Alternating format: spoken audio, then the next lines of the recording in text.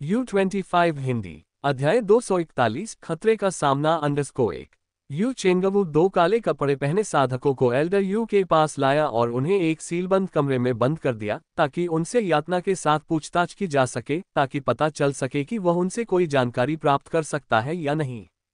मो हुआ भी उत्सुक था, इसलिए वह उत्साह देखने के लिए उसके पीछे चला गया। जब यू चेंगवू अंदर पूछताछ कर रहा था, मो हुआ बाहर एल्डर यू के साथ बैठकर चाय पी रहा था। थोड़ी देर बाद कमरे के अंदर से चीखें बंद हो गईं और यू चेंगवू बाहर आया। उसके शरीर पर थोड़ा खून लगा था, लेकिन वह खून उसका नहीं था। वह भी कुछ सोच में पड़ गया था। मो हुआ की आंखें चमक उठी। क्या तुम्हें कुछ पता चला? यू चेंगवू ने मो हुआ की ओर देखा, लेकिन वह जवाब देने को तैयार नहीं था। एल्डर यू ने बस इतना कहा, बोलो। यू चेंगवू ने एक क्षण सोचा, फिर कहा। उन दोनों ने कबूल किया कि वे पाप साधक हैं। पाप साधक? मो हुआ कुछ देर के लिए स्तब्ध रह गया।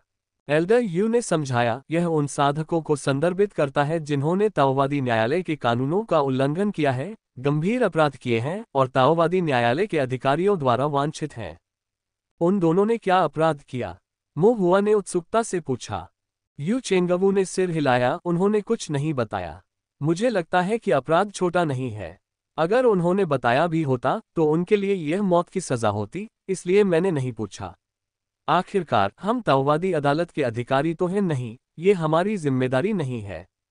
एल्डर यू ने पूछा, क्या कुछ और है? हाँ, यू चेंगवू ने सिर हिलाया और कहा, उन दोनों के अनुसार उनके समूह में 20 से ज्यादा लोग हैं, जिनमें से ज्यादातर पाप साधक हैं जिन्हें ताओवादी दरबार के अधिकारी ढूंढ रहे हैं। कोई चारा न होने पर वे लूटपाट और हत्या करने के लिए इकट्ठा हुए और कुछ आत्मिक पत्थर कमाए। एल्डर यू ने ठंडी आवाज में कहा, जानवरों का एक झुंड। मो हुआ ने पूछा, तो हमें क्या करना चाहिए? एल्डर यू ने कहा, पहले हम इन दोनों बदमाशों को ताओवादी दरबार के अधिकारियों के पास भेजते हैं। अगर वे सचमुच वांछित हैं तो हम कुछ इनाम राशि का दावा कर सकते हैं। उसके बाद एल्डर यू ने अपना चाय का प्याला नीचे रखा, एक पल सोचा और कहा, उसके बाद हम इंतजार करेंगे और देखेंगे कि ताओवादी दरबार के अधिकारी क्या करते हैं। पाप साधकों को पकड़ना उनका काम है और हमें उनकी आज्ञा के बिना हस्तक्षेप नहीं करना चाहिए। लेकिन अगर पहाड़ों में हमारा कोई सामना हो जाए तो शिष्टता मत दिखाना। अगर तुम कर सको तो कार्रवाई करो, और अगर तुम उन्हें जिंदा पकड़ लो तो इनाम के लिए उन्हें ताओवादी दरबार में ले जाओ। अगर तुम उन्हें जिंदा नहीं पकड़ सकते तो उनका कत्ल कर दो और उनके शरीर नालों में फेंक दो ताकि राक्षस जानवरों को खाना मिल जाए। ये बदमाशों का एक समूह है, वे सभी जीवित रहकर आत्मा पत्थरों को बर्बाद कर रहे हैं। बड़े यू ने फिर से शाप दिया। यू चेंगवू ने सिर हिलाया, लेकिन उसकी भौहें अभी भी सिकुड़ी हुई थीं। मुझे संदेह है कि उन दोनों ने पूरी सच्चाई नहीं बताई।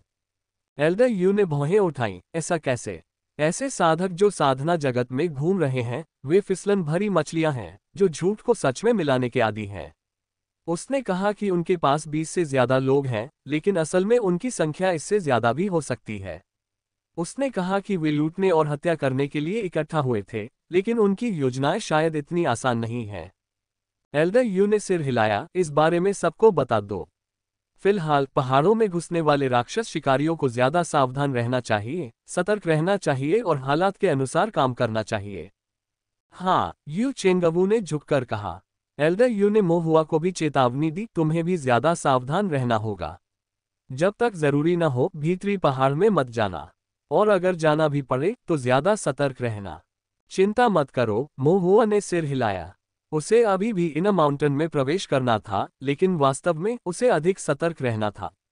अन्यथा जिस गति से वह संरचना चित्रों का उपयोग करते थे, उनकी आध्यात्मिक स्याही शीघ्र ही समाप्त हो जाती। उच्च श्रेणी की आध्यात्मिक स्याही आत्मा पत्थरों के साथ खरीदने के लिए बहुत महंगी थी। हालांकि मो हुआ के पास स्पिरिट स्टोन्स की कमी नहीं थी, लेकिन ये केवल क्यूई रिफाइनमेंट दायरे की तुलना में ही था। फाउंडेशन एस्टेब्लिशमेंट तक पहुंचने के लिए उसे अभी भी बड़ी मात्रा में स्पिरिट स्टोन्स की जरूरत थी, जिन्हें उसे शुरू से ही बचाना शुरू करना था। अगले दिनों में राक्षस शिकारी पहाड़ों में शिकार करते समय अधिक सतर्क हो गए, और जब भी कोई राक्षस शिकारी पहाड़ में प्रवेश करता तो यू चेंगई या मो शान अपनी कंपास डिस्क लेकर आते और पास में गश्त लगाते। यदि कोई युद्ध हो जाए तो वे तुरंत स्थिति की जांच करेंगे और खतरा होने पर समय पर सहायता प्रदान करेंगे। इस तरह 7 या 8 दिनों के बाद सब कुछ शांतिपूर्ण हो गया। उन्हें कुछ संदिग्ध किसान मिले, लेकिन वे केवल दूर से देखने का साहस कर पाए और चुपचाप चले गए। उस दिन हमेशा की तरह कुछ राक्षस जानवरों का खून निकालने के बाद मोहुआ अपने हाथ धोने के लिए नदी के किनारे अकेले बैठ गया। बैकवोट। हाथ धोने के बाद मोहुआ ने ऊपर देखा और अचानक चारों ओर कोहरा छाया हुआ था तथा 100 फीट के दायरे में कोई भी दिखाई नहीं दे रहा था। मोहुआ के दिल में ठंडक महसूस हुई, उसे संदेह हुआ कि कुछ होने वाला है। उन्होंने अपनी दिव्य इंद्रिय को मुक्त किया और उसमें उन्होंने पाया कि कोहरा हल्के नीले रंग की आध्यात्मिक ऊर्जा के अत्यंत पतले रेशों से युक्त था, जिसमें घना धुआं और घना कोहरा भी मिला हुआ था।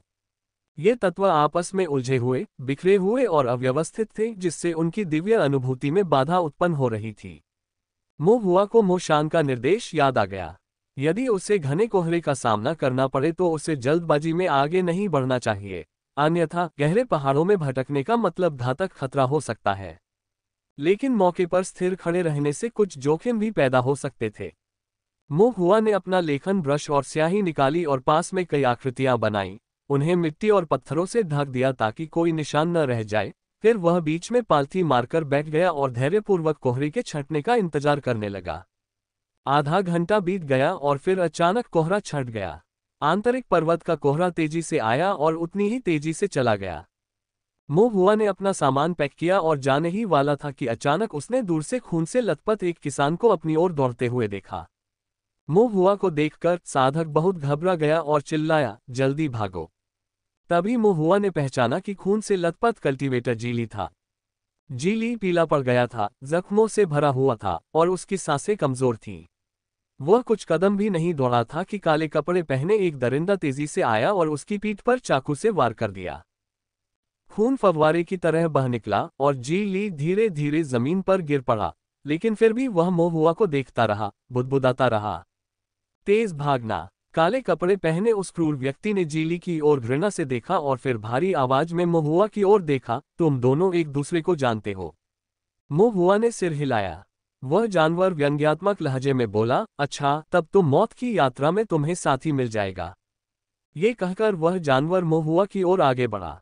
कुछ कदम चलने के बाद वह जानवर अचानक भौचक्का हो गया और नीचे देखने पर उसने देखा कि जीली का खून से सना हाथ उसके टखने को कसकर पकड़े हुए था और उसे मोहुआ की ओर बढ़ने से रोक रहा था।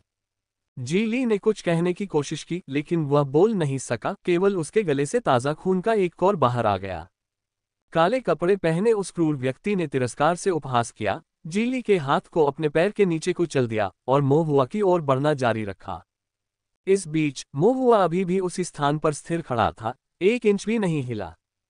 क्या तुम बहुत डर गए हो? काले कपड़े पहने उस क्रूर व्यक्ति ने मन ही मन उपहास किया। इसमें कोई आश्चर्य नहीं कि इतनी छोटी उम्र के बच्चे का, जो मौत के कगार पर था, घबरा जाना स्वाभाविक था। काले कपड़े पहने उस क्रूर व्यक्ति की आंखें क्रूरता से चमक रही थीं, जैसे जैसे वह आगे बढ़ता जा रहा था। जैसे ही वह मोहुआ के एक हाथ की पहुंच के भीतर कदम रखने वाला था, अचानक एक संदेह पैदा हुआ। ये बच्चा इन माउंटेन में कैसे जीवित रहा? आंतरिक पर्वत पर राक्षस जानवर, धुआं, घना कोहरा, विषैले दलदल और उसके जैसे पाप साधक थे जो सभी प्रकार के दुष्कर्म कर रहे थे। इस बच्चे को अकेले बहुत पहले ही मर जाना चाहिए था। उस जानवर के दिल में कुछ संदेह था, लेकिन उसके पैर पहले ही कदम बढ़ा चुके थे और मजबूती से जमीन पर टिक गए थे। तुरंत ही उसने भौहें सिकोड़ ली, क्योंकि उसे लगा कि कुछ गड़बड़ है। ऐसा लग रहा था जैसे उसके पैरों के नीचे कुछ टूट गया हो। ध्वनि तीखी और नाजुक थी, किसी स्पिरिट स्टोन के समान, और साथ ही आध्यात्मिक ऊर्जा के प्रवाह का भी एहसास हो रहा था। उसने अपनी आंख के कोने से देखा कि उसके पैरों के नीचे का पत्थर हल्के लाल रंग में चमक रहा था। उसने फिर से ऊपर देखा तो पाया कि मोहुआ पहले ही वापस चला गया था। अब वह पहले जैसा घबराया हुआ और भयभीत चेहरा नहीं था, बल्कि उसका युवा चेहरा शांत था, उसकी स्पष्ट आंखों में उपहास का भाव भी था। वह जानवर पहले तो हैरान हुआ, फिर अचानक उसे वास्तविकता का एहसास हुआ, कोई फायदा नहीं। बैकवॉट हटे कट्टे आदमी को लगा कि कुछ गड़बड़ है और उसने खुद को बाहर निकालकर भागने की कोशिश की, लेकिन तब तक बहुत देर हो चुकी थी। 3 उच्च स्तरीय पृथ्वी अग्नि संरचनाएं सक्रिय हो गईं, जिससे आध्यात्मिक शक्ति का तीव्र उतार चढ़ाव प्रकट हुआ। विस्फोटक गर्जना के बीच एक लाल रंग की ज्वाला ने उस हटे कट्टे आदमी को अपनी चपेट में ले लिया। आग बुझने के बाद ही उस हटे कट्टे आदमी का अस्त व्यस्त शरीर दिखाई देने लगा। उसके कपड़े फटे हुए थे, शरीर झुलसने के निशानों से भरा था। उसका दाहिना हिस्सा अभी भी अपेक्षाकृत सुरक्षित था, लेकिन बायां हिस्सा गंभीर रूप से घायल था और उसका हाथ खून से लथपथ हो गया था। जीवन और मृत्यु के कगार पर काले कपड़े पहने उस हटे कट्टे व्यक्ति ने पृथ्वी अग्नि संरचना के विस्फोट के केंद्र से बचने के लिए अपने कई वर्षों के लड़ाकू स्वभाव पर भरोसा किया। एक हाथ की कीमत पर उसने अपनी जान बचाई थी, अन्यथा भले ही उसकी मृत्यु न हुई होती, लेकिन वह गंभीर रूप से घायल हो गया होता। लानत है उस बदमाश पर, मैं ये सुनिश्चित करूंगा कि तुम एक दयनीय मौत मरो। काले कपड़े पहने वह हट्टा कट्टा आदमी गुस्से में था, लेकिन साथ ही हैरान भी था। यह एक गठन कैसे हो सकता है?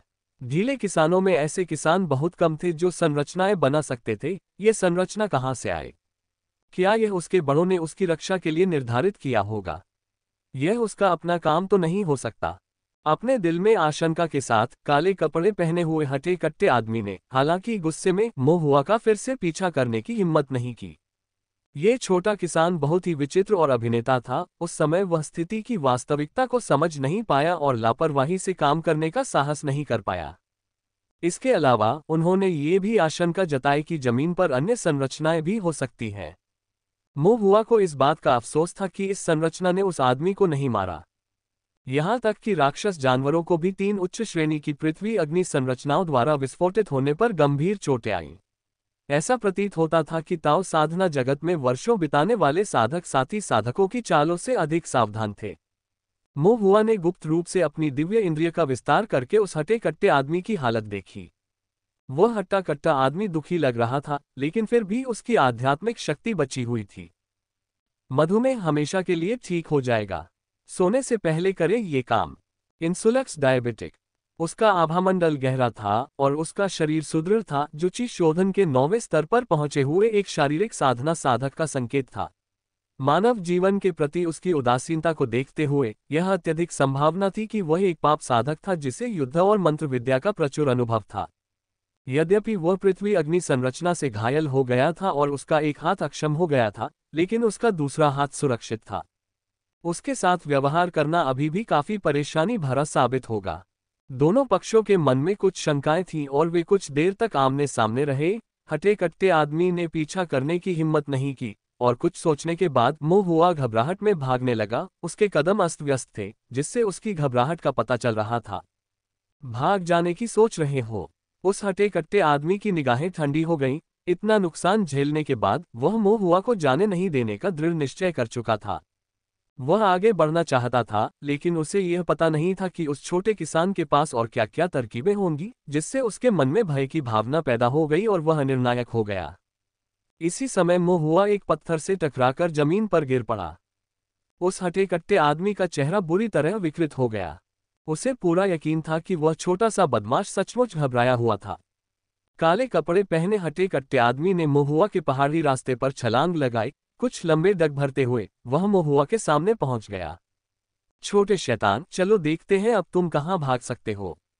उस हटे कट्टे आदमी ने अपना बड़ा हाथ आगे बढ़ाया और मोहुआ को पकड़ने की कोशिश की, लेकिन मोहुआ जो जमीन पर गिर गया था, सतह पर पानी की तरह बह रहा था, तेजी से उस हटे कट्टे आदमी के सामने से गायब हो गया और पलक झपकते ही उसके पीछे फिर से प्रकट हो गया। हटे कट्टे आदमी ने खाली हवा पकड़ ली। उसके दिल में एक झटका सा दौड़ गया। एक आंदोलन तकनीक। इस बदमाश ने तो कोई चाल ढाल की तकनीक भी सीख ली थी। वह हट्टा कट्टा आदमी पसीने से तरबतर हो गया और उसने अपना सिर घुमाने की कोशिश की। तभी उसने देखा कि मोहुआ उसके पीछे खड़ा है और अपनी उंगलियों के बीच एक जेड रून को दबा रहा है। हटे कट्टे आदमी की पुतलियां फैल गईं। रून्स। मोहुआ ने आध्यात्मिक शक्ति से रून को सक्रिय किया और रून से निकली लाल रोशनी के साथ आध्यात्मिक शक्ति कंपनित हुई और एक ज्वाला भड़क उठी, जिसने काले कपड़े पहने हुए हटे कट्टे आदमी को अपनी चपेट में ले लिया। यह विशेष रून बूढ़े झाओ द्वारा एक कियान परिवार के साधक से जब्त किया गया था और आत्मरक्षा के लिए मोहुआ को दिया गया था। इसे फायरी फ्लेम रून नाम दिया गया, जो एक शीर्ष श्रेणी का रून है। इसमें क्यूई शोधन 9वें स्तर के मंत्र फायरी फ्लेम तकनीक की शक्ति समाहित है। मोहुआ ने पहले तो भागने का नाटक किया, फिर फिसलकर गिरने का नाटक किया, जिससे काले कपड़े पहने साधक को धोखा हुआ और वह लापरवाह हो गया। फिर एक क्षण में जल पासिंग सटेप का उपयोग करते हुए वह उस विशालकाय व्यक्ति के पीछे चला गया, और जबकि विशालकाय व्यक्ति अभी भी प्रतिक्रिया करने में असमर्थ था और उसके पास बचने का कोई मौका नहीं था, मोहुआ ने उग्रज्वाला रून को सक्रिय कर दिया। रून्स महंगे थे, इसलिए उन्हें बर्बाद नहीं किया जाना चाहिए था। उनका सर्वोत्तम उपयोग करने और उनकी शक्ति को अधिकतम करने के लिए अवसर का लाभ उठाना आवश्यक था। पूरी तरह से अचंभित, उस हटे कट्टे आदमी ने मोहुआ की पीठ पर एक गुप्त हमला झेला और क्यूई रिफाइनिंग नवे स्तर के मंत्र का पूरा असर झेला। उसने तुरंत अपने पूरे शरीर में जलन महसूस की और उसकी मेरिडियंस में तेज दर्द हुआ। इस बीच मोहुआ ने रिवर्स ग्रिप के साथ अपने स्टोरेज बैग से 1000 जून स्टिक निकाली। जब वह हट्टा कट्टा आदमी गंभीर रूप से घायल था और लड़खड़ा रहा था, तो अवसर का लाभ उठाते हुए मोहुआ ने 1000 जून छड़ी को ऊंचा उठाया, अपनी आध्यात्मिक शक्ति का उपयोग किया और 1000 जून संरचना को सक्रिय किया।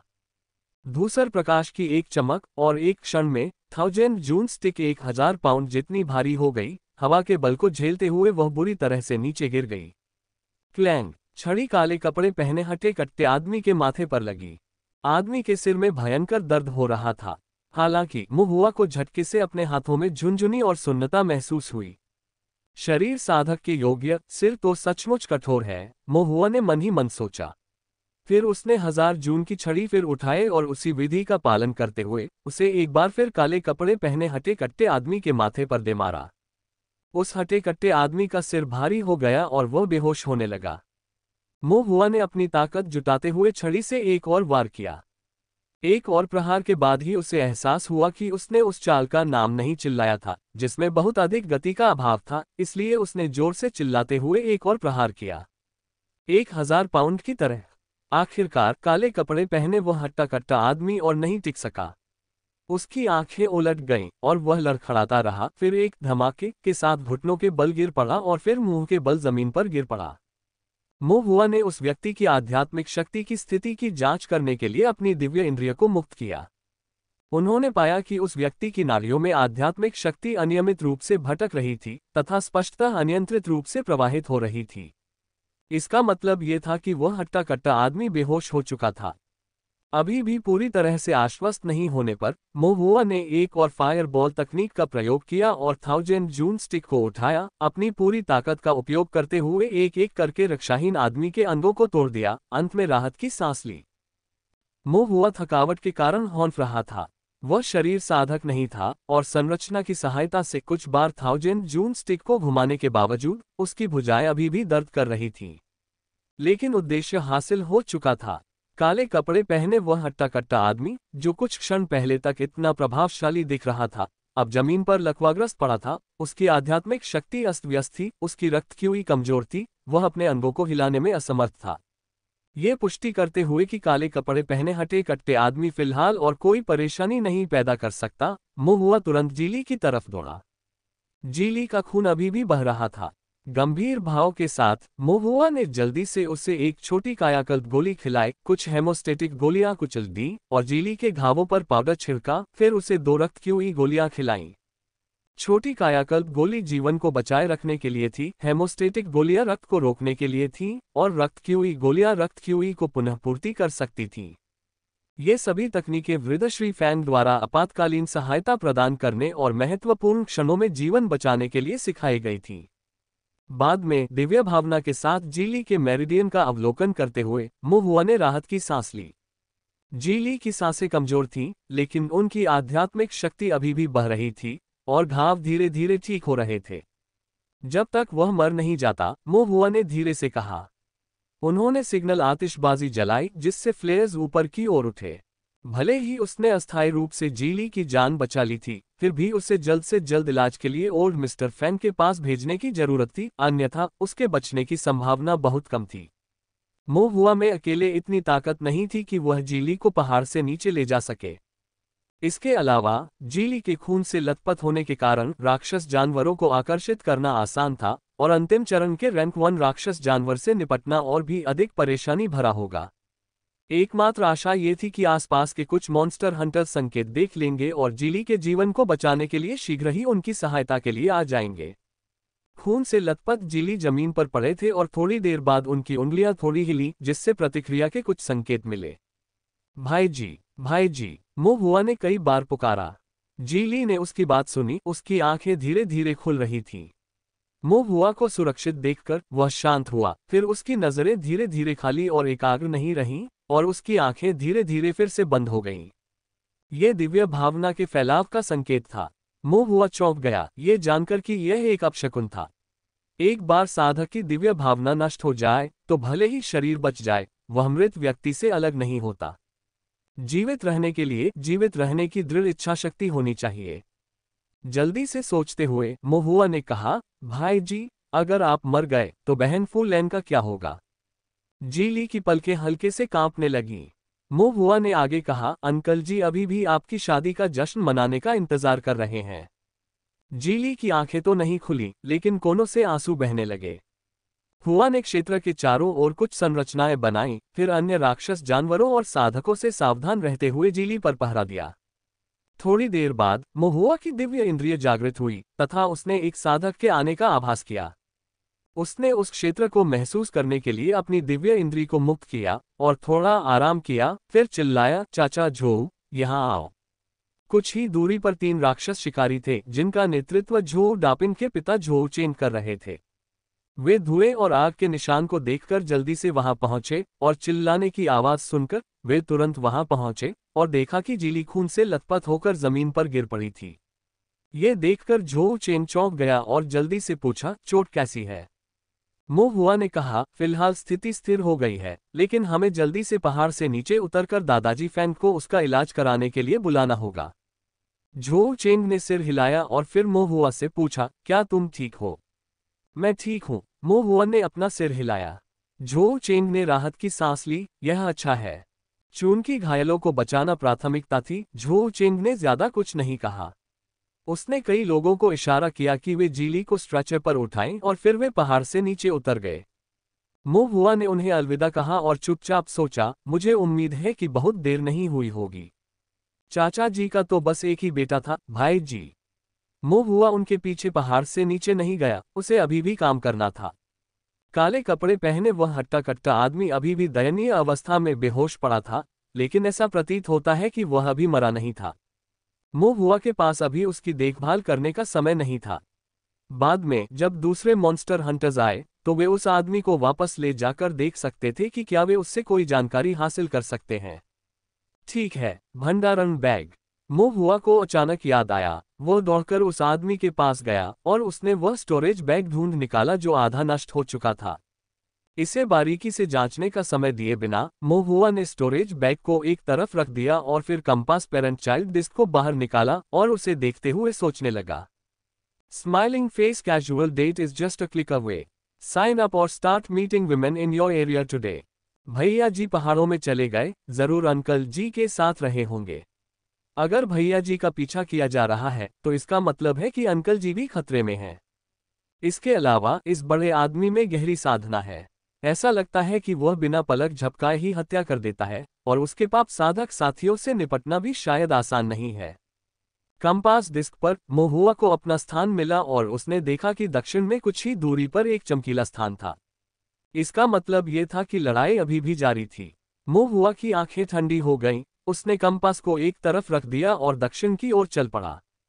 दक्षिण में चमकता हुआ स्थान एक छोटी पहाड़ी पर स्थित था। यह क्षेत्र घनी झाड़ियों से घिरा हुआ था। पैरों के नीचे गिरे हुए पत्ते जमा थे तथा बिखरे हुए बड़े पेड़ अपनी शाखाएं फैलाए हुए थे, जो सूर्य की रोशनी को छाया प्रदान कर रहे थे, जिससे ये क्षेत्र एकांत और शांत दिखाई दे रहा था। जब मो हुआ वहां पहुंचा तो उसने पाया कि जी किंगबाय और 2 अन्य मॉन्स्टर हंटर्स कुछ लोगों के साथ लड़ाई में लगे हुए थे। उनके प्रतिद्वंद्वी 3 काले कपड़े पहने पाप साधक थे। प्रकाश और छाया के बीच की अंतरक्रिया में ब्लेड चमक उठे, आध्यात्मिक शक्ति का उदय हुआ। शरीर साधना में विशेषज्ञता रखने वाले दोनों पक्ष घनिष्ठ युद्ध में लगे हुए थे, जिससे उन्हें अलग करना कठिन हो गया। काले कपड़े पहने पाप साधकों का पलड़ा भारी था। जी किंगबाय और उनके 2 साथी संघर्ष कर रहे थे और वे अधिकाधिक परेशान दिख रहे थे। मो हुआ ने भौहें चढ़ाईं। कुछ ठीक नहीं था। दोनों पक्षों के बीच साधना और ताओवादी कौशल में अंतर स्पष्ट नहीं था, और इसके अलावा 2 राक्षस शिकारी लोहे के कवच पहने हुए थे। तार्किक रूप से भले ही वे अपने प्रतिद्वंद्वियों से मुकाबला न कर पाते हों, फिर भी उनकी स्थिति इतनी दयनीय नहीं होनी चाहिए थी। उस समय मुहुआ ने देखा कि अचानक जी किंगबाई के पास एक आकृति प्रकट हुई, एक ब्लेड चमक रहा था। ठीक समय पर जी किंगबाई को कुछ महसूस हुआ और वह हमले से बाल बाल बच गया, लेकिन उसका हाथ अभी भी कटा हुआ था और उसमें से बहुत अधिक खून बह रहा था। हमले के बाद वह आकृति तेजी से पीछे हट गई और जल्द ही पृष्ठभूमि में विलीन हो गई। जी किंगबाई की भौहें सिकुड़ गईं, उनका चेहरा और भी गंभीर हो गया। मुहुआ थोड़ा चौंका। यद्यपि ये केवल एक क्षण था, फिर भी उसने इसे देख लिया था। हमलावर ने काले कपड़े पहने थे, कद छोटा था और उसकी निगाहें भयावह थीं। और वह छिपाने में कुशल था। मुहुआ के मन में एक अनुमान आया। उसने अपनी दिव्य इंद्रिय को मुक्त किया और सफेद रंग के समुद्र के भीतर सभी चीजों की आध्यात्मिक ऊर्जा की अवशिष्ट छवियां प्रकट हुईं। एक पेड़ के पीछे एक धुंधली नीली छाया दिखाई देने लगी। यह आकृति बहुत परिचित लग रही थी। बैकवोट मुहुआ ने कुछ देर सोचा, उसकी आंखें चमक उठीं, तो ये तुम हो। मॉन्स्टर हंटर ने पहले आध्यात्मिक खदानों पर कब्जा कर रखा था, जबकि कियान परिवार ने उन्हें परेशान करने के लिए साधकों को काम पर रखा था, जिनमें से एक छिपा हुआ साधक था जो छिपाव तकनीक में कुशल था, जो विशेष रूप से परेशान करने वाला था, जिससे मॉन्स्टर हंटर को काफी नुकसान हुआ था। अप्रत्याशित रूप से वे पुनः यहां उनसे टकरा गए। मुहुआ के दिल में भी कुछ आश्चर्य था, वह वास्तव में मरा नहीं है। उसने सोचा था कि छिपे हुए किसान को मॉन्स्टर हंटर के उन्मत्त ब्लेडों द्वारा बहुत पहले ही मौत के घाट उतार दिया गया था। भले ही वह मरा नहीं था, लेकिन ऐसा लग रहा था कि उसकी चोटें काफी गंभीर थीं। अब जबकि साधक आगे बढ़ रहा था, उसमें पहले जैसी निर्णायकता और निर्दयता का अभाव था, उसकी गतिविधियां सुस्त थीं। उनकी छिपाने की तकनीक भी बहुत कमजोर हो गई थी। उन्हें अपने रूप को बेहतर ढंग से छिपाने के लिए बड़े पेड़ों की छाया और प्रकाश और छाया के परस्पर प्रभाव पर निर्भर रहना पड़ता था। जी किंगबाई और उनके दो साथियों को 3 दुश्मनों का सामना करते हुए इतनी असुविधा नहीं होनी चाहिए थी। लेकिन इस छिपे हुए किसान के किनारे पर छिपे होने के कारण स्थिति पूरी तरह से अलग थी। उन्हें अपने विरोधियों से भिड़ना था और साथ ही छिपे हुए साधक के हमलों से भी बचना था। एक भी चोट उनके खिलाफ रुख मोड़ सकती थी। और क्यूई शोधन के 9वें स्तर पर एक विशिष्ट साधक की दिव्य भावना के साथ प्रच्छन्नता तकनीक को देख पाना असंभव था, जिससे स्वाभाविक रूप से वे इस छिपे हुए साधक से निपटने में असमर्थ हो गए। हालांकि मुहुआ को इसकी कोई चिंता नहीं थी। मुहुआ के दिव्य अर्थ में छिपे हुए साधक की आकृति आग की तरह स्पष्ट थी और उसके पास छिपने के लिए कोई जगह नहीं थी। आध्यात्मिक खदानों के संघर्ष के दौरान वह मुहुआ के हाथों में पड़ गया था। अब जबकि मुहुआ की दिव्य भावना और भी प्रबल हो गई थी, उसका छिपाव तकनीक का प्रयोग घंटी चुराते समय अपने कान ढकने जैसा था और वह सिर्फ खुद को ही धोखा दे रहा था। वह पहले मॉन्स्टर हंटर के अराजक ब्लेड से बच निकला था, ये भाग्य की बात थी। लेकिन इस बार मुहुआ उससे जाने नहीं देना चाहता था। हालांकि प्राथमिकता पहले अंकल जी और अन्य लोगों को बचाना था। मुहुआ उनकी दिव्य इंद्रियों की पहुंच से परे एक कोने में छिप गया, एक बांस की नली निकाली और आतिशबाजी जला दी। इसके बाद मुहुआ ने 2 बार स्थान बदला और हर बार आतिशबाजी की। मुहुआ ने पुरानी चाल फिर से दोहराए, आतिशबाजी की ताकि वे डरकर पीछे हट जाएं। ऊंची ऊंची आतिशबाजी ने पाप साधकों का ध्यान भी आकर्षित किया और दोनों पक्षों ने अपनी लड़ाई बंद कर दी। लेकिन इन पाप साधकों ने इस प्रलोभन को स्वीकार नहीं किया। एक पाप साधक ने कहा, ये राक्षस शिकारी पहले भी मदद के लिए पटाखे फोड़ चुके हैं। अगर सचमुच कोई होता तो अब तक बचाव के लिए आ गया होता। ये व्यक्ति पर्दे के पीछे छिपा है और कोई कार्रवाई नहीं कर रहा है। इसका मतलब शायद यह है कि वे बस दिखावा कर रहे हैं। चलो जल्दी से इसे खत्म करते हैं और इन्हें मार डालते हैं। अन्य पाप साधकों ने सहमति में सिर हिलाया। अपनी चोटों को सहते हुए जी किंगबाई ने दांत पीसते हुए कहा, हमें कोई शिकायत नहीं है, आप हमें खत्म करने पर क्यों जोर दे रहे हैं? पाप साधक ने कहा, कौन परिवार ने आपके और आपके बेटे के सिर की कीमत फूल आत्मा पत्थर से चुकाई है। आपके बेटे का सिर शायद पहले ही ले लिया गया है, अब सिर्फ आपका सिर बचा है। ये सुनकर जी किंगबाई का चेहरा उदास हो गया। बहुत हो गई बातें, चलो इन्हें खत्म कर दें। एक आंख वाले पाप साधक ने, जो नेता लग रहा था, ठंडे स्वर में आदेश दिया। इसके साथ ही दोनों पक्षों ने बातचीत बंद कर दी और एक बार फिर भिड़ गए। खूनी तलवारें चली और मुंह चले, उनके हमले और भी अधिक निर्दयी हो गए। मुहुआ कुछ हद तक असहाय था, ये पाप साधक वास्तव में मूर्ख नहीं थे। यदि ऐसा होता तो उनके पास हस्तक्षेप करने और समय खरीदने का उपाय ढूंढने के अलावा कोई विकल्प नहीं था। आसपास अभी भी कई मॉन्स्टर हंटर्स होंगे। जब तक उन्होंने पटाखे देखे, उन्हें मदद के लिए आना चाहिए। मुहुआ को तब तक पाप साधकों को रोकने का कोई रास्ता खोजना था। बड़े पेड़ों से घिरी छोटी पहाड़ी पर जी किंगबाई और 2 मॉन्स्टर हंटर्स अभी भी अपनी जमीन पर टिके रहने के लिए संघर्ष कर रहे थे। इस बीच काले कपड़े पहने छिपे हुए किसान को अपना अवसर मिल गया था और वह फिर से हमला करने की तैयारी कर रहा था। जंगल को आड़ बनाकर वह चुपचाप जी किंगबाई की ओर बढ़ गया, ये सोचते हुए कि उसका बेटा जीवित होने की बजाय मर चुका है, और हताशा में एक दूसरे पर वार करते हुए जी किंगबाई ने स्वाभाविक रूप से अपनी कमजोरियों को उजागर कर दिया। छिपे हुए साधक की आंखें विषैली चमक रही थीं, उसने मौके का फायदा उठाया और अपना खंजर निकाल लिया। खंजर की ठंडी चमक अचानक प्रकट हुई, लेकिन इससे पहले कि वह जी किंगबाई पर वार कर पाता, एक अग्नि गोला तकनीक ने छिपे हुए साधक की बांह पर पहले वार किया, जिससे उसका हमला रुक गया।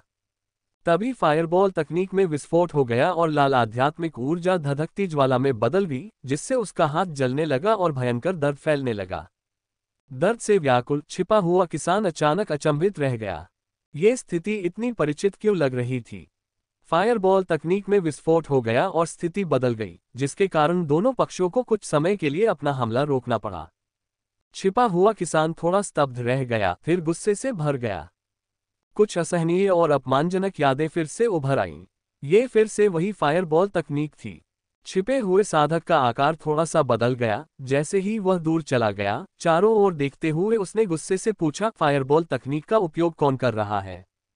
चारों ओर सन्नाटा छा गया। अग्रणी एक आंख वाले पाप साधक ने डांटा, दियाओ लाओसी, बाकी को भूल जाओ, पहले जी उपनाम वाले को मार डालो। मुहुआ ने छाया में छिपकर अपनी आंखें सिकोड़ लीं। काले वस्त्र पहने, दुबले पतले शरीर, भयावह आंखों वाले तथा छिपने में कुशल इस साधक का नाम शायद दियाओ लाओसी था। उसने चुपचाप ये नाम याद कर लिया। दियाओ लाओसी ने चारों ओर देखा, फिर खोज में अपनी दिव्य इंद्रियों का विस्तार किया। फिर भी कोई भी दिखाई नहीं दिया, जिसके परिणामस्वरूप उसके दिल में डूबने जैसी भावना पैदा हो गई। बिना ये जाने कि इसके पीछे कौन है, घात लगाए जाने का स्वाद उसके दिल में फिर से जाग उठा। एक आंख वाले पाप साधक ने भौहें चढ़ाईं, सिर्फ एक अग्नि गोला तकनीक और तुम इतने डरे हुए हो। एक आंख वाले पाप साधक की साधना एक साधारण ची शोधन स्तर 9 से अधिक गहरी थी, और जी किंगबाई, जो कई वर्षों से ची शोधन स्तर 9 पर थे, उनके बराबर थे। यही कारण था कि वे इतने लंबे समय से गतिरोध में थे। मूलतः पाप साधक छिपे हुए साधक के गुप्त हमले का लाभ उठाकर जी किंगबाई और उसके समूह को शीघ्रता से मारना चाहते थे, ताकि वे आसानी से पीछे हट सकें। अब ऐसा लग रहा था कि जी किंगबाई और उनका समूह अपनी सीमा तक पहुंच रहे थे, लेकिन अप्रत्याशित रूप से दियाओ लाओसी सिर्फ एक फायरबॉल तकनीक के कारण हिचकिचाने लगे थे। दियाओ लाओसी इसे स्वीकार करने में अनिच्छुक थे, लेकिन उन्हें इसे स्वीकार करना पड़ा, केवल असंतोषपूर्वक कह पाए। फायरबॉल तकनीक इस्तेमाल करने वाला मेरी छिपाने की तकनीक को देख सकता है। पिछली बार मैं उसी ने पकड़ा था। एक आंख वाले पाप साधक ने उपहास किया, क्या आपने नहीं कहा था कि आपकी छिपाव तकनीक नींव स्थापना के नीचे किसी के लिए भी पता लगाने योग्य नहीं थी? दियाओ लाओसी का मुरझाया हुआ बूढ़ा चेहरा लाल हो गया। ये देखकर एक आंख वाले पाप साधक ने इस पर अधिक ध्यान नहीं दिया और पूछा, क्या आप निश्चित हैं कि अग्निगोला तकनीक का उपयोग करने वाला साधक वही व्यक्ति है जिसने पिछली बार आपकी छिपाव तकनीक को देखा था? एक पल सोचने के बाद दियाओ लाओसी को भी संदेह होने लगा। परिचित अनुभूति बिल्कुल वैसी ही थी। ऐसा लग रहा था मानो दिव्य भावना का एक धागा एक लगातार कीड़े की तरह उससे चिपक गया है, जिसे झटकना असंभव है। इससे दियाओ लाओसी को विश्वास हो गया कि फायरबॉल तकनीक का उपयोग करने वाला व्यक्ति अभी भी वही व्यक्ति था जो पहले था। लेकिन इस फायरबॉल तकनीक की शक्ति काफी बढ़ गई थी। पिछली बार इसमें केवल मध्य चरण क्यूई शोधन मंत्र की शक्ति थी, लेकिन अब इसमें अंतिम चरण क्यूई शोधन मंत्र की शक्ति थी, यद्यपि अधिकतम 7वें या 8वें स्तर तक। शायद उस व्यक्ति का क्षेत्र उन्नत हो गया था, जिसके कारण फायरबॉल तकनीक की शक्ति भी बढ़ गई थी। लेकिन यदि यह सच था, तो साधक अधिकतम क्यूई शोधन के 7वें या 8वें स्तर पर था। इस स्तर का कोई व्यक्ति अपनी स्वयं की छिपाव तकनीक को कैसे देख सकता था? दियाओ लाओसी ने संकोच किया, अनिश्चितता जताई। उसकी हिचकिचाहट देखकर एक आंख वाले पाप साधक ने शाप दिया, हिचकिना बंद करो, बस वैसे ही हमला करो जैसे तुम हमेशा करते हो। उस कल्टीवेटर को मेरे पास छोड़ दो। दियाओ लाओसी की निगाहें धुंधली पड़ गईं। फिर उसका आकार गायब हो गया क्योंकि कई अन्य पाप साधकों ने जी किंगबाई और अन्य दो राक्षस शिकारियों पर एक साथ हमला किया, जिससे उन्हें अपनी कमजोरियों को प्रकट करने के लिए मजबूर होना पड़ा। डियाओ लाओसी को एक रास्ता मिल गया और उसने अपना खंजर राक्षस शिकारियों में से एक के गले पर निशाना साध दिया। लेकिन वह सतर्क था और फायरबॉल तकनीक के प्रति सतर्क था। जैसी कि उम्मीद थी, एक और फायरबॉल तकनीक उड़ती हुई आई। डियाओ लाओसी ने हमले से बचते हुए शीघ्रता से पीछे हटना शुरू कर दिया तथा फायरबॉल तकनीक अपने लक्ष्य से चूक गई। एक आंख वाले पाप साधक ने, जो आसपास के वातावरण पर नजर रख रहा था, अचानक उसकी आंखों में एक तेज रोशनी देखी। वह मुड़ा और फायरबॉल तकनीक के उद्गम स्थल की ओर बढ़ा, वह स्थान जहां मोहुआ छिपा हुआ था। जहां तुम छिपे हो वहां से बाहर आओ, एक आंख वाला पाप साधक चिल्लाया और तेजी से आगे बढ़ा, जल्दी से एक बड़े पेड़ के पीछे पहुंचा और वहां छिपे मोहुआ को पाया। छोटा कद, युवा सा चेहरा, साफ आंखें, और वह उसे देखकर मुस्कुराया भी। एक बच्चा। एक आंख वाला पाप साधक आश्चर्यचकित रह गया, लेकिन उसकी हरकतें बंद नहीं हुई। उसने एक बड़े हाथ से मोहुआ की गर्दन की ओर हाथ बढ़ाया। मोहुआ ने जल पारगमन चरण का प्रयोग करते हुए पाप साधक के हाथों को सुंदरतापूर्वक चकमा दे दिया। एक आंखों वाला पाप साधक आश्चर्य से चिल्लाया और पुनः आगे बढ़ा। तेजी से रास्ते से हटते हुए मोहुआ आध्यात्मिक शक्ति के साथ नीचे उतरा, अपने पैरों के नीचे पेड़ के तने पर सीधा खड़ा था और तेजी से ऊपर की ओर बढ़ रहा था। एक आंख वाले पाप साधक ने अपना ब्लेड निकाला और सीधे मोहुआ पर वार किया। लेकिन कई तीव्र हमलों के बाद मोहुआ हमेशा उनसे बाल बाल बचने में सफल रहा। एक आंख वाले पाप साधक को हमेशा लगता था कि अगला वार उस पर होगा, लेकिन हर बार वह एक अंश से चूक जाता था। कई बार बातचीत के बाद उसे तुरंत ही इसका एहसास हो गया। ये छोटा सा बदमाश मेरे साथ खेल रहा है, देर कर रहा है। बैकवोट धत्तेरी की। एक आंख वाला पाप साधक क्रोधित था, लेकिन वह शक्तिहीन था क्योंकि उसने महसूस किया कि इस बच्चे की गति तकनीक उसकी अपनी तकनीक से कहीं बेहतर थी। वह बच्चे के कपड़ों का किनारा भी नहीं छू सका। इतनी कम उम्र में ये सचमुच विचित्र था। एक आंख वाले पाप साधक ने एक श्राप उगल दिया और केवल जी किंगबाई को खोजने के लिए मुड़ सका, चिल्लाते हुए, चलो पहले जी उपनाम वाले को मार दें। जी पिता और पुत्र को मारने से उन्हें कोन परिवार से स्पिरिट स्टोन प्राप्त करने की अनुमति मिल जाएगी। आत्मा पत्थर सबसे महत्वपूर्ण चीज थी। जहां तक इन मॉन्स्टर हंटर्स और इस बच्चे का सवाल है, तो बाद में उनसे हिसाब बराबर करने में देर नहीं हुई। लेकिन जब उसने भागने की कोशिश की तो मोहुआ ने असहमति जताते हुए एक अग्निगोला तकनीक का इस्तेमाल किया, जो एक आंख वाले पाप साधक की पीठ पर जा लगी। हालांकि यह घातक नहीं था, लेकिन यह बहुत दर्दनाक था और आग की जलन से मेरिडियन को भी कम नुकसान नहीं हुआ। एक आंख वाला पाप साधक क्रोधित हो गया और मोहुआ पर झपटा, लेकिन वह उसे पकड़ नहीं सका। जब वह भागने की कोशिश करता तो मोहुआ उसे फिर से फायरबॉल तकनीक से मारता। मोहुआ की फायरबॉल तकनीक तेज और सटीक थी, इससे बचना संभव नहीं था, वह केवल इसका सामना कर सकता था। ऐसा 3 बार होने के बाद उसके कपड़े लगभग जलकर चिथड़े हो गए। एक आंख वाला पाप साधक अत्यंत निराश था, वह न तो पकड़ सकता था और न ही भाग सकता था। जब दियाओ लाओसी और 2 अन्य पाप साधक सहायता के लिए आए, तब मोहुआ ने अपना हमला रोका। लेकिन इससे जी किंगबाई और अन्य लोगों को भी सांस लेने का मौका मिला। स्थिति तुरंत पुनः गतिरोधग्रस्त हो गई। मोहुआ समय को विलंबित करना चाहता था, गतिरोध ही सर्वोत्तम परिणाम था। पाप साधक मारना चाहते थे, लेकिन यदि वे आगे बढ़ते और राक्षस शिकारियों की सेना आ जाती, तो वे किसी को भी नहीं मार पाते। हालांकि मोहुआ के हस्तक्षेप के कारण ये 4 पर 4 की स्थिति थी, जिसका अल्पावधि में समाधान नहीं हो सका। खासकर दियाओ लाओसी, जिसका शरीर साधना ताओवादी कौशल काफी साधारण था। आमने सामने की लड़ाई में मॉन्स्टर हंटर्स के सामने उसका कोई मुकाबला नहीं था। वह अप्रत्याशित रूप से हमला करने के लिए केवल अपनी गुप्त तकनीक पर ही भरोसा कर सकता था। अब जबकि मोहुआ को उसकी छिपाने की तकनीक पता चल गई थी, वह लगभग बेकार हो गया था। वहां उपस्थित सभी किसान मोहुआ को देख रहे थे। पाप साधकों की आंखें क्रोध से भरी थीं, जबकि जी किंगबाई की आंखें कुछ अविश्वास से भरी थीं। उसने कभी यह आशा नहीं की थी कि मोहुआ केवल क्यूई शोधन साधना के 7वें स्तर के साथ अकेले ही गहन साधना वाले एक आंख वाले पाप साधक को रोक सकेगा, और वह उस दुष्ट साधक का पता लगा सकता था जो छिपने में कुशल था। और फायरबॉल तकनीक, इसका भी उन्होंने बहुत कुशलता से उपयोग किया। ये सच था कि सेब पेड़ से दूर नहीं गिरा था। उसकी क्षमता यद्यपि मुशान से भिन्न थी और शारीरिक शोधन के मार्ग का अनुसरण नहीं करती थी, फिर भी काफी उल्लेखनीय थी। ये देखकर कि चीजें बिगड़ रही हैं, एक आंख वाले पाप साधक ने जी किंगबाई को मजाकिया लहजे में देखा। वह बच्चा तुम्हारा बेटा तो नहीं हो सकता, है ना?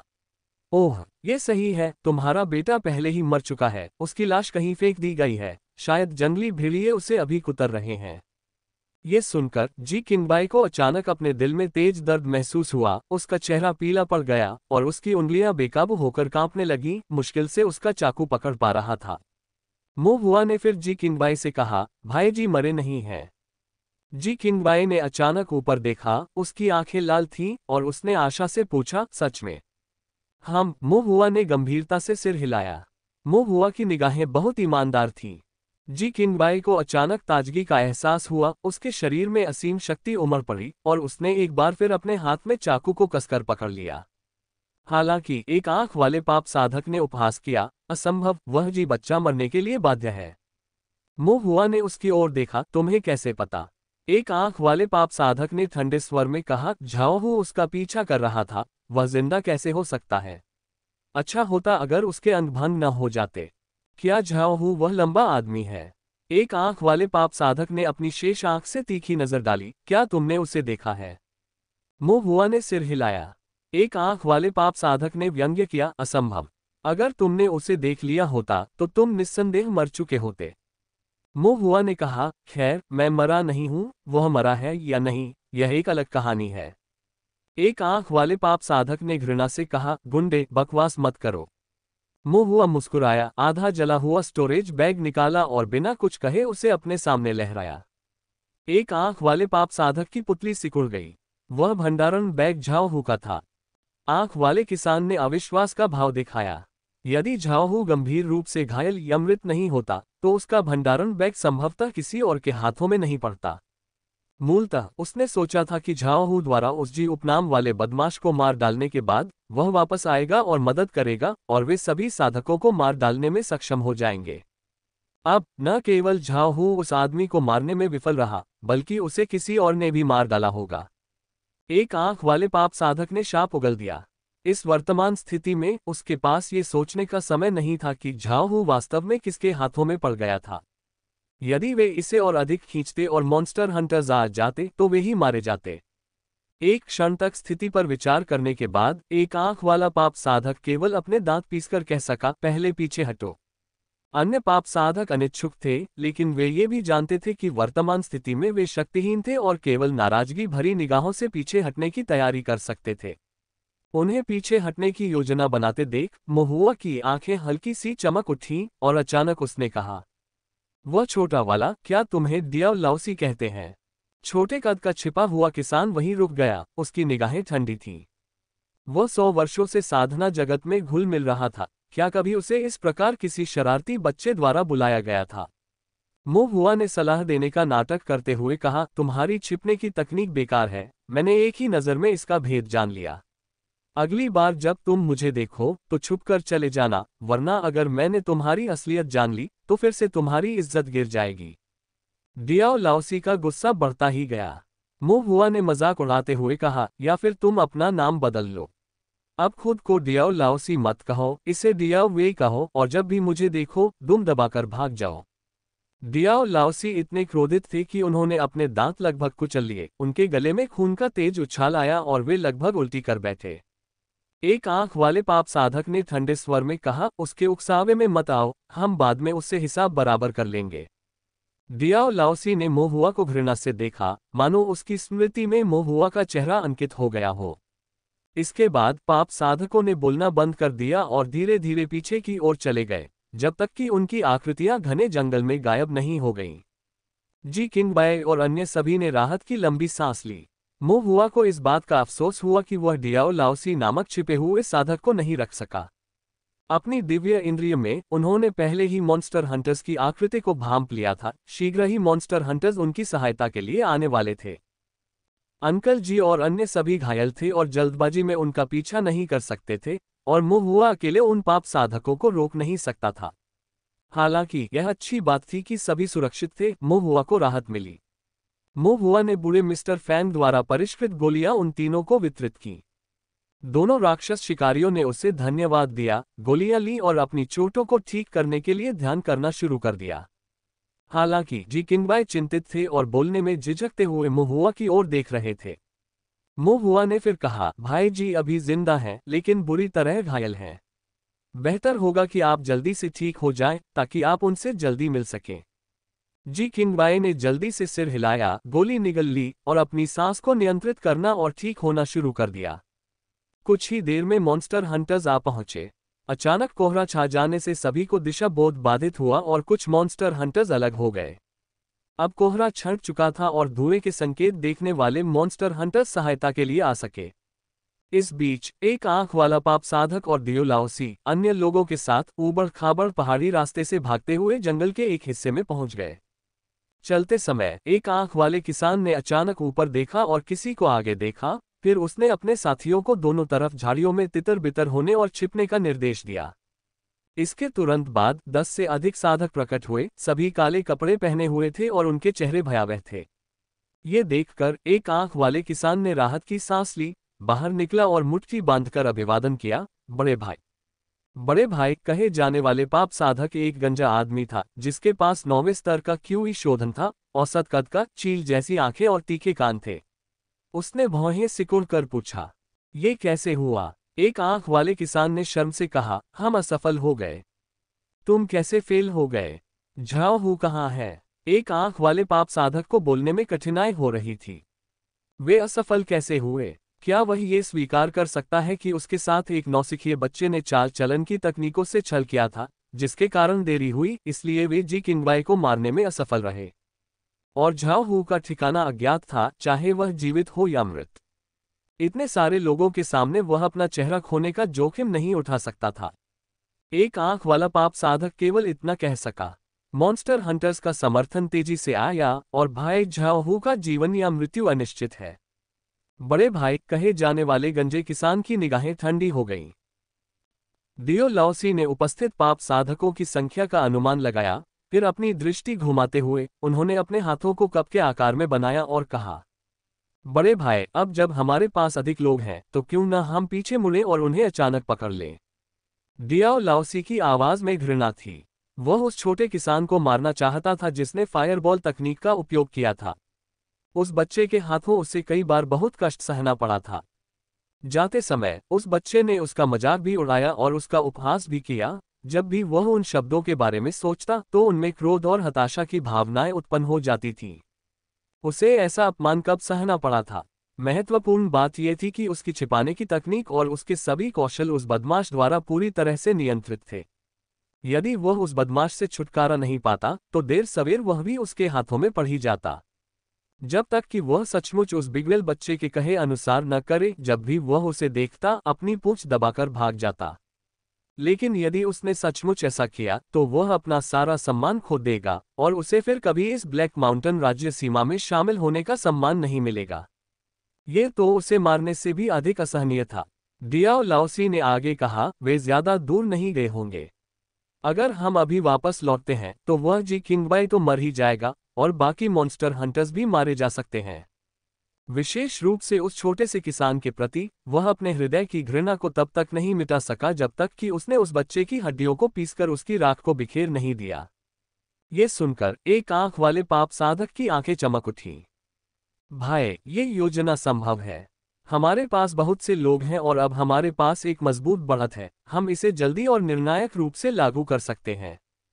गंजा किसान एक क्षण तक सोचता रहा, फिर धीरे से बोला, केवल जी किंगबाई को मारकर ही कौन परिवार शेष आत्मा रत्नों का भुगतान कर पाएगा। चलो सब चलें, जल्दी से कार्रवाई करें और मारने के बाद पीछे हट जाएं।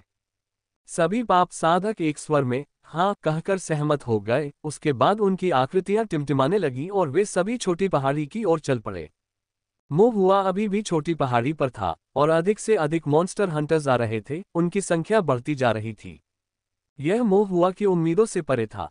आंतरिक पर्वत इतना विशाल था कि उसने यह उम्मीद नहीं की थी कि केवल कुछ पटाखे फोड़ने से इतने सारे राक्षस शिकारी वहां आ जाएंगे। पूरी कहानी जानने के बाद मुंह हुआ कुछ हद तक स्तब्ध रह गया। इससे पहले कोहरे के कारण कई मॉन्स्टर हंटर्स अलग हो गए थे। सामान्यतः घने कोहरे में वहीं रुकना सबसे अच्छा होता है, लेकिन यह इन अ माउंटेन था, एक खतरनाक स्थिति जहां दुर्घटनाएं हमेशा होती रहती थीं। चाहे राक्षस जानवरों का सामना हो, जहरीले दलदलों का सामना हो या साधकों के हमलों का सामना हो, राक्षस शिकारियों को कोहरे में आगे बढ़ना पड़ता था, जिसके कारण अपरिहार्य रूप से अलगाव हो जाता था। कोहरा छंटने के बाद मॉन्स्टर हंटर्स छोटे छोटे समूहों में इकट्ठा होने लगे। जिन लोगों ने आतिशबाजी देखी, वे सहायता प्रदान करने के लिए दौड़ पड़े तथा एक दूसरे को संदेश देने लगे। कुछ राक्षस शिकारी जिन्होंने मोहुआ को देखा था, उन्होंने कहा कोई घायल है और मोहुआ भी वहीं है। ये संदेश 1 से 10, 10 से 100 तक फैला और फैलते फैलते ये मोहुआ भी घायल है में बदल गया। ये सुनकर मॉन्स्टर हंटर्स तुरंत क्रोधित हो गए। मोहुआ घायल हो गया, यह अस्वीकार्य था। जिस किसी राक्षस शिकारी ने ये समाचार सुना, चाहे वह कितना भी दूर क्यों न हो, वह इस स्थान की ओर दौड़ा। कुछ लोग अभी भी घायल राक्षस जानवरों का शिकार कर रहे थे, कुछ उनकी खाल उतार रहे थे और हड्डियां निकाल रहे थे, और कुछ पहाड़ से उतरने के लिए अपने बैकपैक कर रहे थे। खबर सुनते ही वे सब अपना काम छोड़कर अपनी तलवारें खींचकर दौड़ पड़े। इसलिए छोटी पहाड़ी पर इकट्ठा होने वाले मॉन्स्टर हंटर्स की संख्या बढ़ती जा रही थी, लगभग 100 तक पहुंच रही थी। जो कुछ हुआ था उसे समझने के बाद मोहुआ भावुक हो गया, फिर भी वह खुद को हंसने और रोने से नहीं रोक सका। थोड़ी देर बाद यू चेंगई भी आ गई। वह दूसरी तरफ राक्षस जानवरों का शिकार कर रहा था और दूर से हाँफता हुआ आया। मोहुआ को देखते ही उसने पूछा, क्या तुम ठीक हो? मैं ठीक हूँ। मोहुआ ने यह बात पहले भी कई बार कही थी। यू चेंगई ने अंततः राहत की सांस ली, जब तक तुम ठीक हो। फिर वह हैरान होकर बोला, लेकिन मैंने सुना है कि किसी ने कहा था कि आप घायल हो गए हैं। मोहुआ ने असहाय होकर उत्तर दिया, कोई घायल हुआ था, लेकिन वह मैं नहीं था। यह अच्छी बात है। यू चेंगई ने सिर हिलाया, फिर थोड़ा गुस्सा हो गई और निर्देश दिया, सभी को बताओ मोहुआ ठीक है, अफवाहें फैलाना बंद करो। यदि ऐसा ही चलता रहा तो संभवतः उनके पिता एल्डर यू स्वयं पहाड़ पर आ जाएंगे। यू चेंगई ने चारों ओर देखा और फिर पूछा, क्या हुआ? मोहुआ ने संक्षेप में बताया कि किस प्रकार जीली का शिकार किया जा रहा था तथा किस प्रकार जी किंगबय और 2 अन्य मॉन्स्टर हंटर्स पर घात लगाकर हमला किया गया था। यू चेंगई गुस्से में थी, ये कमीने पहाड़ में रहकर देर सवेर मुसीबत बन ही जाएंगे, हम अंततः उन सभी का वध कर देंगे। मोहुआ को भी लगा कि यह अफसोस की बात है। यदि आंतरिक पर्वत इतना विशाल न होता तो राक्षस शिकारी थोड़ा पहले आ सकते थे, या यदि वे पाप साधक उसके द्वारा उकसाए गए होते तो उन्हें थोड़ा और विलंबित किया जा सकता था, वे उन सभी को यहीं रोक सकते थे। मोहुआ ने अपनी दिव्य इंद्री को मुक्त किया, पुनः चारों ओर देखा, कुछ निराश महसूस किया। वह छोटा लड़का जो छिपाने की तकनीक जानता है, वास्तव में सहन कर सकता है। मेरे द्वारा किए गए सभी अपमानों के बाद भी वह वापस आने और मुझे परेशान करने के बारे में नहीं सोचता। क्या वह भी कियान होन की तरह कछुए के परिवार में से एक है? मोहुआ ने मन ही मन सोचा। थोड़ी देर बीत गई और जब जी किंगबाई का उपचार पूरा हो गया तो जीली की चोटों की जांच करने के लिए उत्सुक सभी लोग पहाड़ से नीचे उतरने के लिए तैयार हो गए। अचानक मोहुआ की दिव्य भावना जागृत हुई, उसकी आंखें धीरे धीरे चमकने लगी और उसने जल्दी से कहा, रुको। सभी राक्षस शिकारी रुक गए और उसे असमंजस से देखने लगे। मोहुआ ने अपनी सांस रोक ली और ध्यान केंद्रित किया, अपनी दिव्य भावना को उसकी सीमा तक बढ़ाया, फिर अपनी आंखें खोलकर वह मुस्कुराया और कहा, बड़ी मछली को वापस फुसला लिया गया है। आंखों वाला पाप साधक अपने साथी पाप साधकों के समूह को उसी रास्ते से वापस ले गया जिस रास्ते से वे आए थे, पहाड़ी की तलहटी में पहुंचा और झाड़ियों के बीच घात लगाकर ऊपर की ओर देखने लगा। एकांत टीले के ऊपर केवल 4 व्यक्ति थे। जी किंगबाय और अन्य 2 लोग खून के धब्बों से सने हुए थे और अभी भी ध्यान में थे, अपने घावों को ठीक कर रहे थे, जबकि युवा साधक सतर्क भाव से उनके पास पहरा दे रहा था। भाग नहीं रहे, बस यहीं मरने का इंतजार कर रहे हैं, डियाओ लाओसी ने व्यंग्य किया। लेकिन एक आंख वाले पाप साधक ने अपनी भौहें सिकोड़ते हुए कहा, मुझे डर है कि इसमें कोई चाल हो सकती है। एक पाप साधक ने सुझाव दिया, क्या हमें जांच के लिए अपनी दिव्य इंद्रियों को मुक्त कर देना चाहिए? वे नोटिस करेंगे। यहाँ कोई फाउंडेशन बिल्डिंग कल्टीवेटर नहीं है, हम सावधानी बरतकर जांच कर सकते हैं। ये वही बच्चा है, उसकी दिव्य इंद्रिय बहुत तेज है। अगर हम दिव्य इंद्रिय का इस्तेमाल करके उन पर जासूसी करें तो वह हमें जरूर ढूंढ लेगा। वह कैसे संभव है? क्या मैं तुमसे झूठ बोलूंगा? अल्पविराम। पाप साधकों के बीच कुछ बहस के बाद एक आंख वाले साधक ने पूछा, मालिक, हमें क्या करना चाहिए? गंजे सिर वाले पाप साधक ने सोचा, जी किंगबाई एक बाहरी साधक है। तोंगशियान शहर में उसका ज्यादा नेटवर्क नहीं है, ज्यादा साधक उसकी मदद नहीं करेंगे। जहां तक उस बच्चे की बात है, वह स्थानीय मॉन्स्टर हंटर लगता है, लेकिन वह बहुत छोटा है और ज्यादा लोगों को नहीं जानता। अगर कोई घात लगाकर हमला भी हो तो वह बहुत बड़ा नहीं हो सकता। हमारे पास जितने लोग हैं, हम उन सबको मारने के लिए पर्याप्त से अधिक हैं। एक आंख वाले किसान ने सिर हिलाकर चापलूसी की, भाई आप बहुत प्रतिभाशाली हैं। गंजे सिर वाले पाप साधक की निगाहें बर्फीली हो गईं और वह आगे बोला, हम चाकू की धार पर चाकू से खून चाटकर अपनी जीविका कमाते हैं। जब मांस हमारी आंखों के सामने परोसा जाता है, भले ही वह चाकू की धार पर ही क्यों न हो, तो उसे न खाने का कोई कारण नहीं है। प्रत्येक पाप साधक के चेहरे पर एक भयावह मुस्कान थी, उनकी आंखें लालच से भरी हुई थीं। स्माइलिंग फेस कैजुअल डेट बस एक क्लिक दूर है। आक्रमण करना। गंजे सिर वाले पाप साधक को आदेश दिया।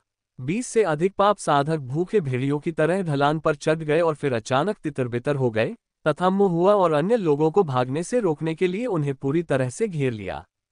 एक पाप साधक आगे बढ़ा और मोहुआ को पकड़ने की कोशिश करने लगा, लेकिन जैसे ही उसका पैर जमीन पर पड़ा, एक क्षण में आग की लपटें फूट पड़ी। पाप साधक जमीन पर गिर पड़ा, उसका आधा शरीर झुलस गया और वह सिकुड़कर बुरी तरह चीखने लगा। ये दृश्य दयनीय था। एक संरचना। पाप साधकों के दिल की धड़कन रुक गई और उन्होंने एक दूसरे की ओर देखा और आगे बढ़ना बंद कर दिया। इस संगठन की ताकत को कम करके नहीं आंका जा सकता था। एक पल के लिए किसी को भी यकीन नहीं था कि इस संगठन को किसने बनाया था या ये कितना विशाल था। माहौल तनावपूर्ण हो गया क्योंकि दोनों पक्ष फिर से आमने सामने आ गए। मोहुआ थोड़ा डरा हुआ और घबराया हुआ लग रहा था, लेकिन दियाओ लाओसी को इस पर जरा भी यकीन नहीं हुआ। ये बच्चा चालाक था और ऐसा कोई भाव नहीं दिखाएगा। उसकी निगाहें भयावह थीं जब उसने ठंडे स्वर में कहा, बच्चे, नाटक करना बंद करो। जो छिपे हैं उन्हें बुलाओ। मोहुआ के चेहरे से डर और चिंता गायब हो गई और वह अपना सिर खुजाने से खुद को नहीं रोक सका। क्या मेरा प्रदर्शन इतना बुरा था? उसे लगा कि उसने वास्तव में बहुत अच्छा काम किया है। दियाओ लाओसी की पलकें गुस्से से फड़क उठीं। तुम अभी भी मौत के दरवाजे पर शब्दों का खेल खेल रहे हो। तुम्हें कैसे पता कि मैं मौत के दरवाजे पर हूं? दियाओ लाओसी ने अपना खंजर उठाया, जिसकी धार एक भयावह ठंड के साथ चमक रही थी। जब मैं तुम्हारा गला काट दूंगा और तुम्हारी आंखें निकाल लूंगा तब तुम समझ जाओगे। मोहुआ बेपरवाह रहा, तो फिर तुम क्यों नहीं आते? दियाओ लाओसी आगे बढ़ना चाहता था, लेकिन उसकी हिम्मत नहीं हुई। उन्हें इस बात का पता नहीं था कि जमीन पर और भी सैन्य टुकड़ियां हैं या नहीं, और उन्होंने जल्दबाजी में कोई कदम उठाने की हिम्मत नहीं की। हालांकि एक आंख वाले कल्टीवेटर ने भौहें चढ़ाईं और कहा, कुछ ठीक नहीं है। ये युवा किसान बहुत शांत स्वभाव का था। जमीन पर कुछ संरचनाओं के कारण ही उनके धैर्य का क्या कारण था? या फिर भरोसा करने के लिए कुछ और था? अब जब मोहुआ और अन्य लोग घिर चुके थे, तो घास में सांप को डराने के डर के बिना उसने अपनी दिव्य इंद्रिय को प्रकट करने का निर्णय लिया ताकि वह देख सके। लेकिन जैसे ही उसने अपनी दिव्य इंद्रिय को मुक्त किया, अपने चारों ओर सांसों को महसूस किया, उसका रंग पूरी तरह बदल गया और उसने अपने शरीर में ठंडक महसूस की। बड़े भाई, एक आंख वाले किसान ने तत्काल कहा। इससे पहले कि वह कुछ और कह पाता, राक्षस शिकारियों की आकृतियां आसपास की पहाड़ियों पर लगातार दिखाई देने लगीं, पाप साधकों को घेरने लगीं। उनके ऊपर एक विशाल भीड़ मंडरा रही थी और एक नजर में ही पता चल गया कि वहां 200 से ज्यादा लोग थे। एक आंख वाले साधक के चेहरे पर घबराहट दिखाई दी तथा अन्य पाप साधकों के चेहरे से रक्तक्यू तुरंत ही समाप्त हो गई। इतने सारे राक्षस शिकारी कैसे हो सकते हैं? इनम माउंटेन इतना विशाल है, तो इतने कम समय में इतने सारे मॉन्स्टर हंटर्स को कौन बुला सकता था? उसी समय मोहुआ की नाजुक भौहें थोड़ी ऊपर उठ गईं जब उसने अपने छोटे हाथ से पाप साधकों की ओर इशारा किया। उसकी आवाज कर्कश थी जब उसने कहा, तुम्हारी मृत्यु निकट है। उसके शब्द निकलने से पहले ही पहाड़ी ढलानों पर मौजूद राक्षस शिकारी भारी संख्या में नीचे की ओर टूट पड़े, घने काले बादलों की तरह जो भारी वेग के साथ नीचे की ओर आ रहे थे। बड़े भाई, हम क्या करें? एक आंख वाले किसान ने घबराहट में पूछा। गंजे पाप साधक की आंखों में भयभीत निराशा की एक झलक उभरी और फिर उसने उग्रता से कहा, पकड़ो उस बदमाश को। उन्होंने ये भी अनुमान लगा लिया था कि इस बच्चे की पहचान कुछ और ही होगी, साधारण नहीं। उसे पकड़कर वे उसका उपयोग मॉन्स्टर हंटर्स के समूह को धमकाने के लिए कर सकते हैं और उन्हें जीवित रहने का मौका मिल सकता है। दो पाप साधक महुआ की ओर दौड़े, लेकिन बीच में ही पृथ्वी अग्नि संरचना द्वारा उन्हें उड़ा दिया गया। कुछ अन्य लोग पृथ्वी अग्नि समूह को पार करने में कामयाब रहे। एक को जी किंगबाई ने रोक लिया और दूसरे को यू चेंगई ने मुक्का मारकर रोक दिया। शेष बचे कुछ लोग अंततः महुआ के पास पहुंचे, लेकिन इससे पहले कि वे उस पर हाथ डाल पाते, वह पहले ही अपने जलमार्गी कदम के साथ शान से पीछे हट चुकी थी और उन्होंने उसके वस्त्र के एक कोने को भी नहीं छुआ। राक्षस शिकारी घात लगाकर आक्रमण करने लगे और 20 से अधिक पाप साधक राक्षस शिकारियों की बाढ़ में जल्दी ही डूब गए और अधिक देर तक टिक नहीं सके। महुआ युद्ध से हट गई, अपनी दिव्य इंद्री से उस क्षेत्र को देखा, उसकी निगाहें तेज हो गईं, इससे पहले कि वह अपना हाथ उठाती और दूरी पर एक झाड़ी पर आग का गोला दागती। फायरबॉल तकनीक में विस्फोट हो गया और झाड़ी से दर्द भरी कराह की आवाज आई, जहां छिपे हुए डियाओ लाओसी ने अंततः अपना दुबला पतला शरीर प्रकट कर दिया। महुआ ने दूर से उसकी ओर इशारा किया और जोर से चिल्लाया, उस छोटे को पकड़ लो, उसे भागने मत दो। ये सुनकर पास के मॉन्स्टर हंटर्स डियाओ लाओसी की ओर दौड़े। अपने दिल में डियाओ लाओसी ने महुआ को मौत का श्राप दे दिया। उसने खुद को छिपाने की तकनीक सीखने के लिए भी कोसा, जिसका महुआ ने चतुराई से प्रतिकार किया था। अब चून की छिपाने की तकनीक बेकार हो गई थी। वह दिन के उजाले में सड़क पार करने वाले चूहे की तरह था, जो हर किसी के हमले के लिए असुरक्षित था।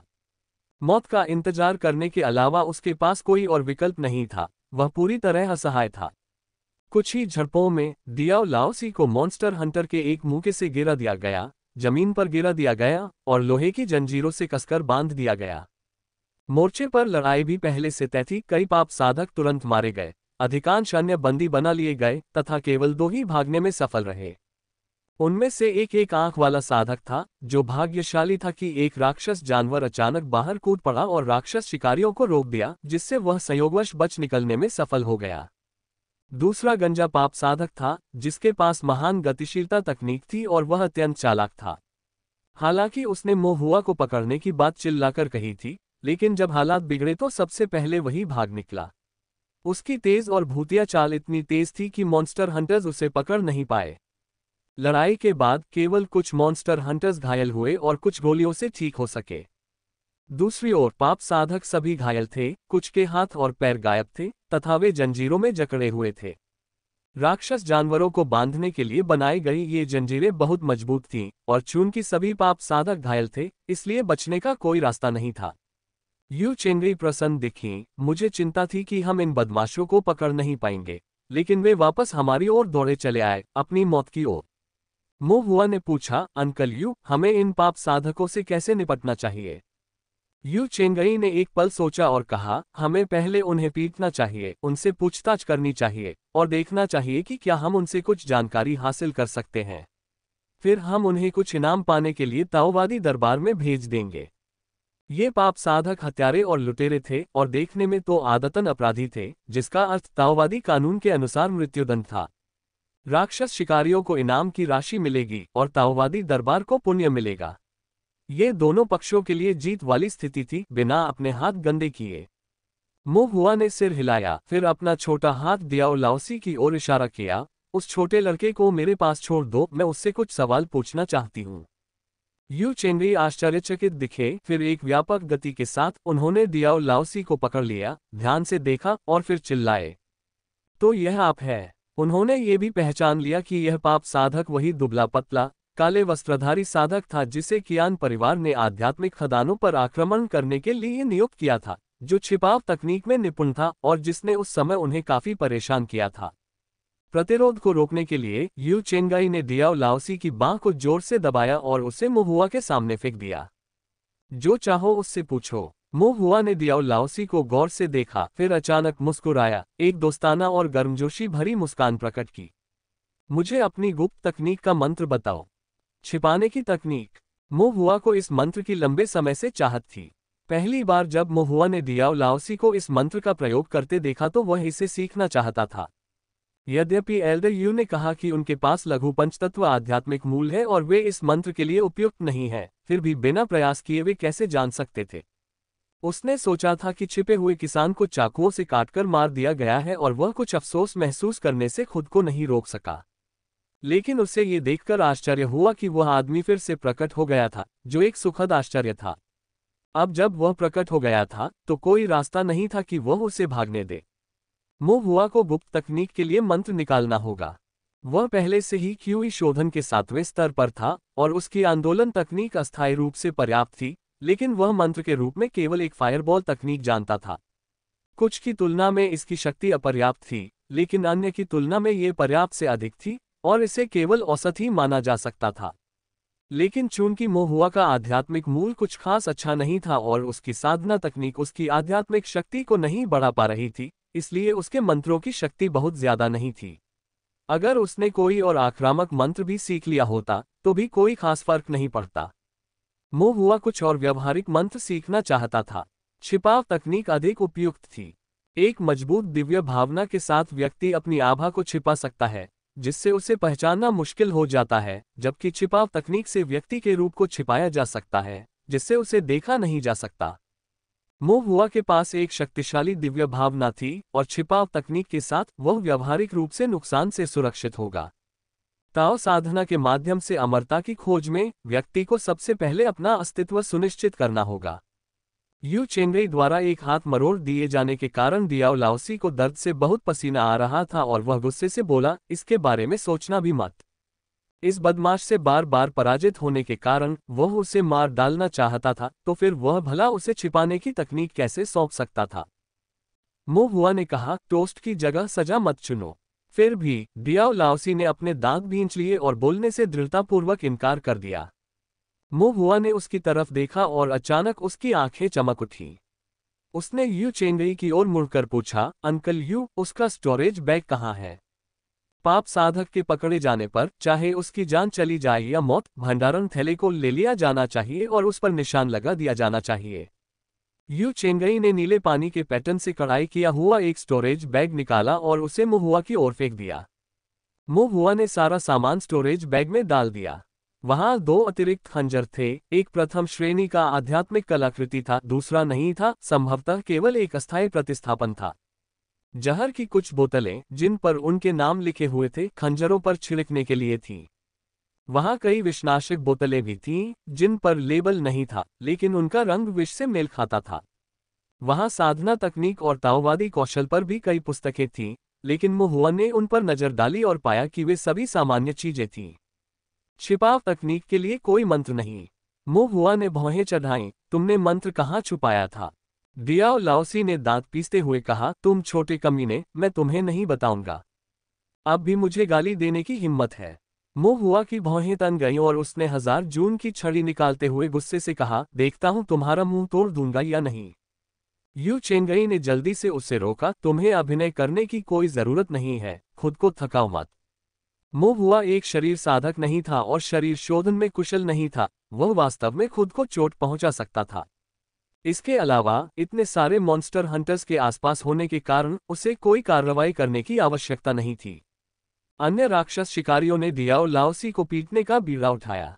उन्होंने पहले भी आध्यात्मिक खदानों की रखवाली की थी और अपने कई साथियों को दियाओ लाओसी के घिनौने खंजरों से गिरते देखा था, इसलिए स्वाभाविक रूप से उनके मन में आक्रोश था। यह अपना गुस्सा निकालने का एक अच्छा मौका था। जब पिटाई संतोषजनक हो गई तो यू चेंगई ने रुकने का आदेश दिया। मोहुआ ने पूछना जारी रखा, क्या अब तुम बात करोगे? दियाओ लाओसी ने मुंह से खून उगलते हुए कहा, अगर मैं तुमसे कहूं तो क्या तुम मेरी जान बख्श सकते हो? मोहुआ ने कहा, तुम क्या कल्पनाएं देख रहे हो? उन्होंने 2 उंगलियां उठाईं और कहा, आपके पास 2 विकल्प हैं, एक तो ईमानदार रहें और हम आपको ताओवादी न्यायालय में भेज देंगे और आप जीवित रहेंगे या मरेंगे ये न्यायालय पर निर्भर करेगा। दूसरा, अगर तुम हमें नहीं बताओगे तो हम तुम्हें अभी चाकुओं से मार डालेंगे। आखिरकार तुम एक पाप साधक हो और तुम्हारे मरने से कोई फर्क नहीं पड़ेगा। दियाओ लाओसी ने ठंडे स्वर में कहा, मर गया तो मर गया, तो मैं क्यों बात करूं? वह अच्छी तरह जानता था कि उसने जो अपराध किए थे उनके कारण ताओवादी न्यायालय के हाथों में पड़ने का मतलब निश्चित मृत्यु थी। संभवतः मरने और अभी मरने में बहुत अंतर है। मोहुआ ने उसे समझाया, यदि आपको ताओवादी न्यायालय में ले जाया जाता है, यदि आप पर्यवेक्षक को रिश्वत देते हैं, तो आप मृत्युदंड से बच सकते हैं, यदि आप न्यायालय के नेता को रिश्वत देते हैं तो आपको बिना किसी आरोप के रिहा किया जा सकता है, और कम से कम यदि आप जेल प्रहरी को रिश्वत देते हैं तो आप जेल से भागने की कोशिश कर सकते हैं। डियाओ लाओसी ने आंखें घुमाईं। अगर उसके पास दरबारी नेता और पर्यवेक्षक को रिश्वत देने की क्षमता होती तो वह डाकुओं पर उतर क्यों आता? वह पहले से ही किसी कुल का मुखिया या संप्रदाय का नेता बन सकता था, या कम से कम एक बुजुर्ग बन सकता था। डियाओ लाओसी ने मन ही मन उपहास किया, लेकिन फिर भी बोलने से इनकार कर दिया। ये देखकर मुहुआ केवल अफसोस के साथ कह सका, तो बेहतर होगा कि आप अपने रास्ते चले जाएं। ये पाप साधक मृत्यु में दया के पात्र नहीं थे, और उनकी मृत्यु से केवल शांति ही प्राप्त होगी। जहां तक मंत्र का प्रश्न है, उसे बस कोई दूसरा रास्ता ढूंढना होगा। ऐसा नहीं था कि छिपाव तकनीक ही एकमात्र विकल्प था। मुहुआ ने यू चेंगई की ओर देखा, जिसने सिर हिलाया और आदेश दिया, उसे घसीटकर एक तरफ ले जाओ और बेतरतीब वार करके उसे मार डालो। एक राक्षस शिकारी आया, उसने अपने बड़े हाथ से लोहे की जंजीर पकड़ ली और डियाओ लाओसी को पेड़ों के एक छोटे से झुरमुट की ओर खींच लिया। आधे रास्ते में डियाओ लाओसी को अचानक एहसास हुआ, मैं अभी मरने वाला हूं। वह 100 साल से अधिक समय तक जीवित रहे थे और अनगिनत बार उन्होंने अपनी मृत्यु के बारे में सोचा था, लेकिन कभी इसकी परवाह नहीं की। अब जब वह वास्तव में मृत्यु का सामना कर रहा था तो उसे नष्ट होने के भय और अपने ताओवादी मार्ग के विलुप्त होने का एहसास हुआ। एक भारी घबराहट ने उसे तुरंत घेर लिया और वह हट जो उसे बोलने से रोक रहा था एक क्षण में टूट गया। उसकी इच्छा शक्ति बिखर गई। सभी मरीज तुरंत कम करना चाहते हैं ब्लड शुगर, तो ये खरीदें। मिठाई से मधुमेह नहीं होता, मुख्य शत्रु से मिले। उस क्षण उसने केवल यही सोचा कि यदि वह 1 दिन या 2 घंटे भी और जीवित रह सके तो भी यह अभी मरने से बेहतर होगा। बाद में मरना, भले ही वह अगले घंटे में हो, इस समय मरने से बेहतर था। यहां तक कि ताओवादी दरबार में मर जाना भी बेतरतीब ढंग से काटकर मार दिए जाने और राक्षस जानवरों को खिला दिए जाने से बेहतर था। डियाओ लाओसी जल्दी से चिल्लाया, मैं बात करूंगा, मैं बात करूंगा। इन शब्दों पर मुहुआ की आत्मा उत्साहित हो गई। 1 मिनट रुको। राक्षस शिकारी ने डियाओ लाओसी को पीछे खींच लिया और उसे मुहुआ के सामने फेंक दिया। डियाओ लाओसी अब राख के समान हो गया था और उसे सांस लेने में कठिनाई हो रही थी। क्या पहले बात करना बेहतर नहीं होता? इसका क्या मतलब था? तुम्हें तो बस बिना वजह पीटा गया, हड्डी तक जिद्दी। मुहुआ बुदबुदाया, उसे समझ नहीं आया। मुहुआ के प्रत्येक शब्द के साथ डियाओ लाओसी ने क्रोध में खून का एक और कौर थूक दिया। यू चेंगई ने मुहुआ से धीमी आवाज में कहा, कम बोलो, उसे गुस्सा मत दिलाओ। ठीक है, ठीक है। मुहुआ ने बार बार सिर हिलाया और मुद्दे पर आ गया, छिपाव तकनीक का मंत्र कहाँ है? पूरी तरह से आत्मसमर्पण करने और मृत्यु के महान भय का अनुभव करने के बाद डियाओ लाओसी की आत्मा टूट गई और उसने ईमानदारी से उत्तर दिया। उन ताओवादी पुस्तकों में से एक है फायरी फ्लेमिंग फिस्ट, पृष्ठ 19 से 54 तक, और जो वहां दर्ज है वह है छिपाव तकनीक। इसके बाद मुहुआ ने अपने भंडारण बैग की सामग्री की खोज की और ताओवादी ग्रंथों के ढेर से एक अच्छी तरह से पहना हुआ उग्र ज्वलंत मुट्ठी पाया। पृष्ठ 19 पर जाकर उन्होंने देखा कि विषय वस्तु वास्तव में पूर्ववर्ती पाठ से बहुत भिन्न थी। जबकि शुरुआत एक शारीरिक शोधन अग्नि श्रृंखला मार्शल दाव थी, पृष्ठ 19 के बाद यह अचानक एक गुप्त जल श्रृंखला आध्यात्मिक कल्टीवेटर मंत्र में बदल गई। और वास्तव में पंक्तियों के बीच छोटे अक्षरों की एक पंक्ति अंकित थी, छिपाव तकनीक। मुहुआ बहुत खुश हुआ और उसने डियाओ लाओसी की ओर देखा और मन ही मन सोचा कि वह वास्तव में एक चालाक बूढ़ा साधक था, जो इतना चतुर था कि उसने एक साधारण शारीरिक साधना पाठ के भीतर एक बहुमूल्य मंत्र छिपा रखा था। मोमबत्ती के नीचे सबसे अधिक अंधेरा होता है, स्वाभाविक रूप से दूसरों के लिए इसे नोटिस करना आसान नहीं होता। मुहुआ ने संतुष्ट होकर आग उगलती मुट्ठी को, जिसमें छिपाव तकनीक थी, अपने भंडारण बैग में रख लिया, लेकिन फिर उसने भौहें चढ़ा ली और मन ही मन सोचा, यदि उसने फायरी फ्लेमिंग फिस्ट में छिपाव तकनीक छिपाई है तो क्या वह किसी अन्य पुस्तक में कोई अन्य मंत्र छिपा सकता था? मुहुआ ने बाकी ताओवादी पुस्तकों को एक एक पृष्ठ पर देखना शुरू किया और अंततः उसे कुछ असामान्य चीज मिली। क्विकस एंड पाम नामक ताओ साधना मार्शल आर्ट पाठ में एक और मंत्र दर्ज है जिसके बारे में मुहुआ ने कभी नहीं सुना था। जल जेल तकनीक। मुहुआ की भौहें उठी, एक खरीदो एक मुफ्त पाओ सौदा। कारावास तकनीक। मुहुआ ने इस मंत्र के बारे में पहले कभी नहीं सुना था। एक बार उनके पास एक क्यूई शोधन तकनीक संकलन था जिसमें कुछ सामान्य क्यूई शोधन मंत्र दर्ज थे, लेकिन इसमें जल कारावास तकनीक शामिल नहीं थी। इस मंत्र को डियाओ लाओसी ने बहुत गुप्त रखा था और यह संभवतः छिपाव तकनीक जितना ही दुर्लभ था। मो हुआ ने डियाओ लाओसी से पूछा, जल कारावास तकनीक क्या है? डियाओ लाओसी ने कहा, मुझे नहीं पता।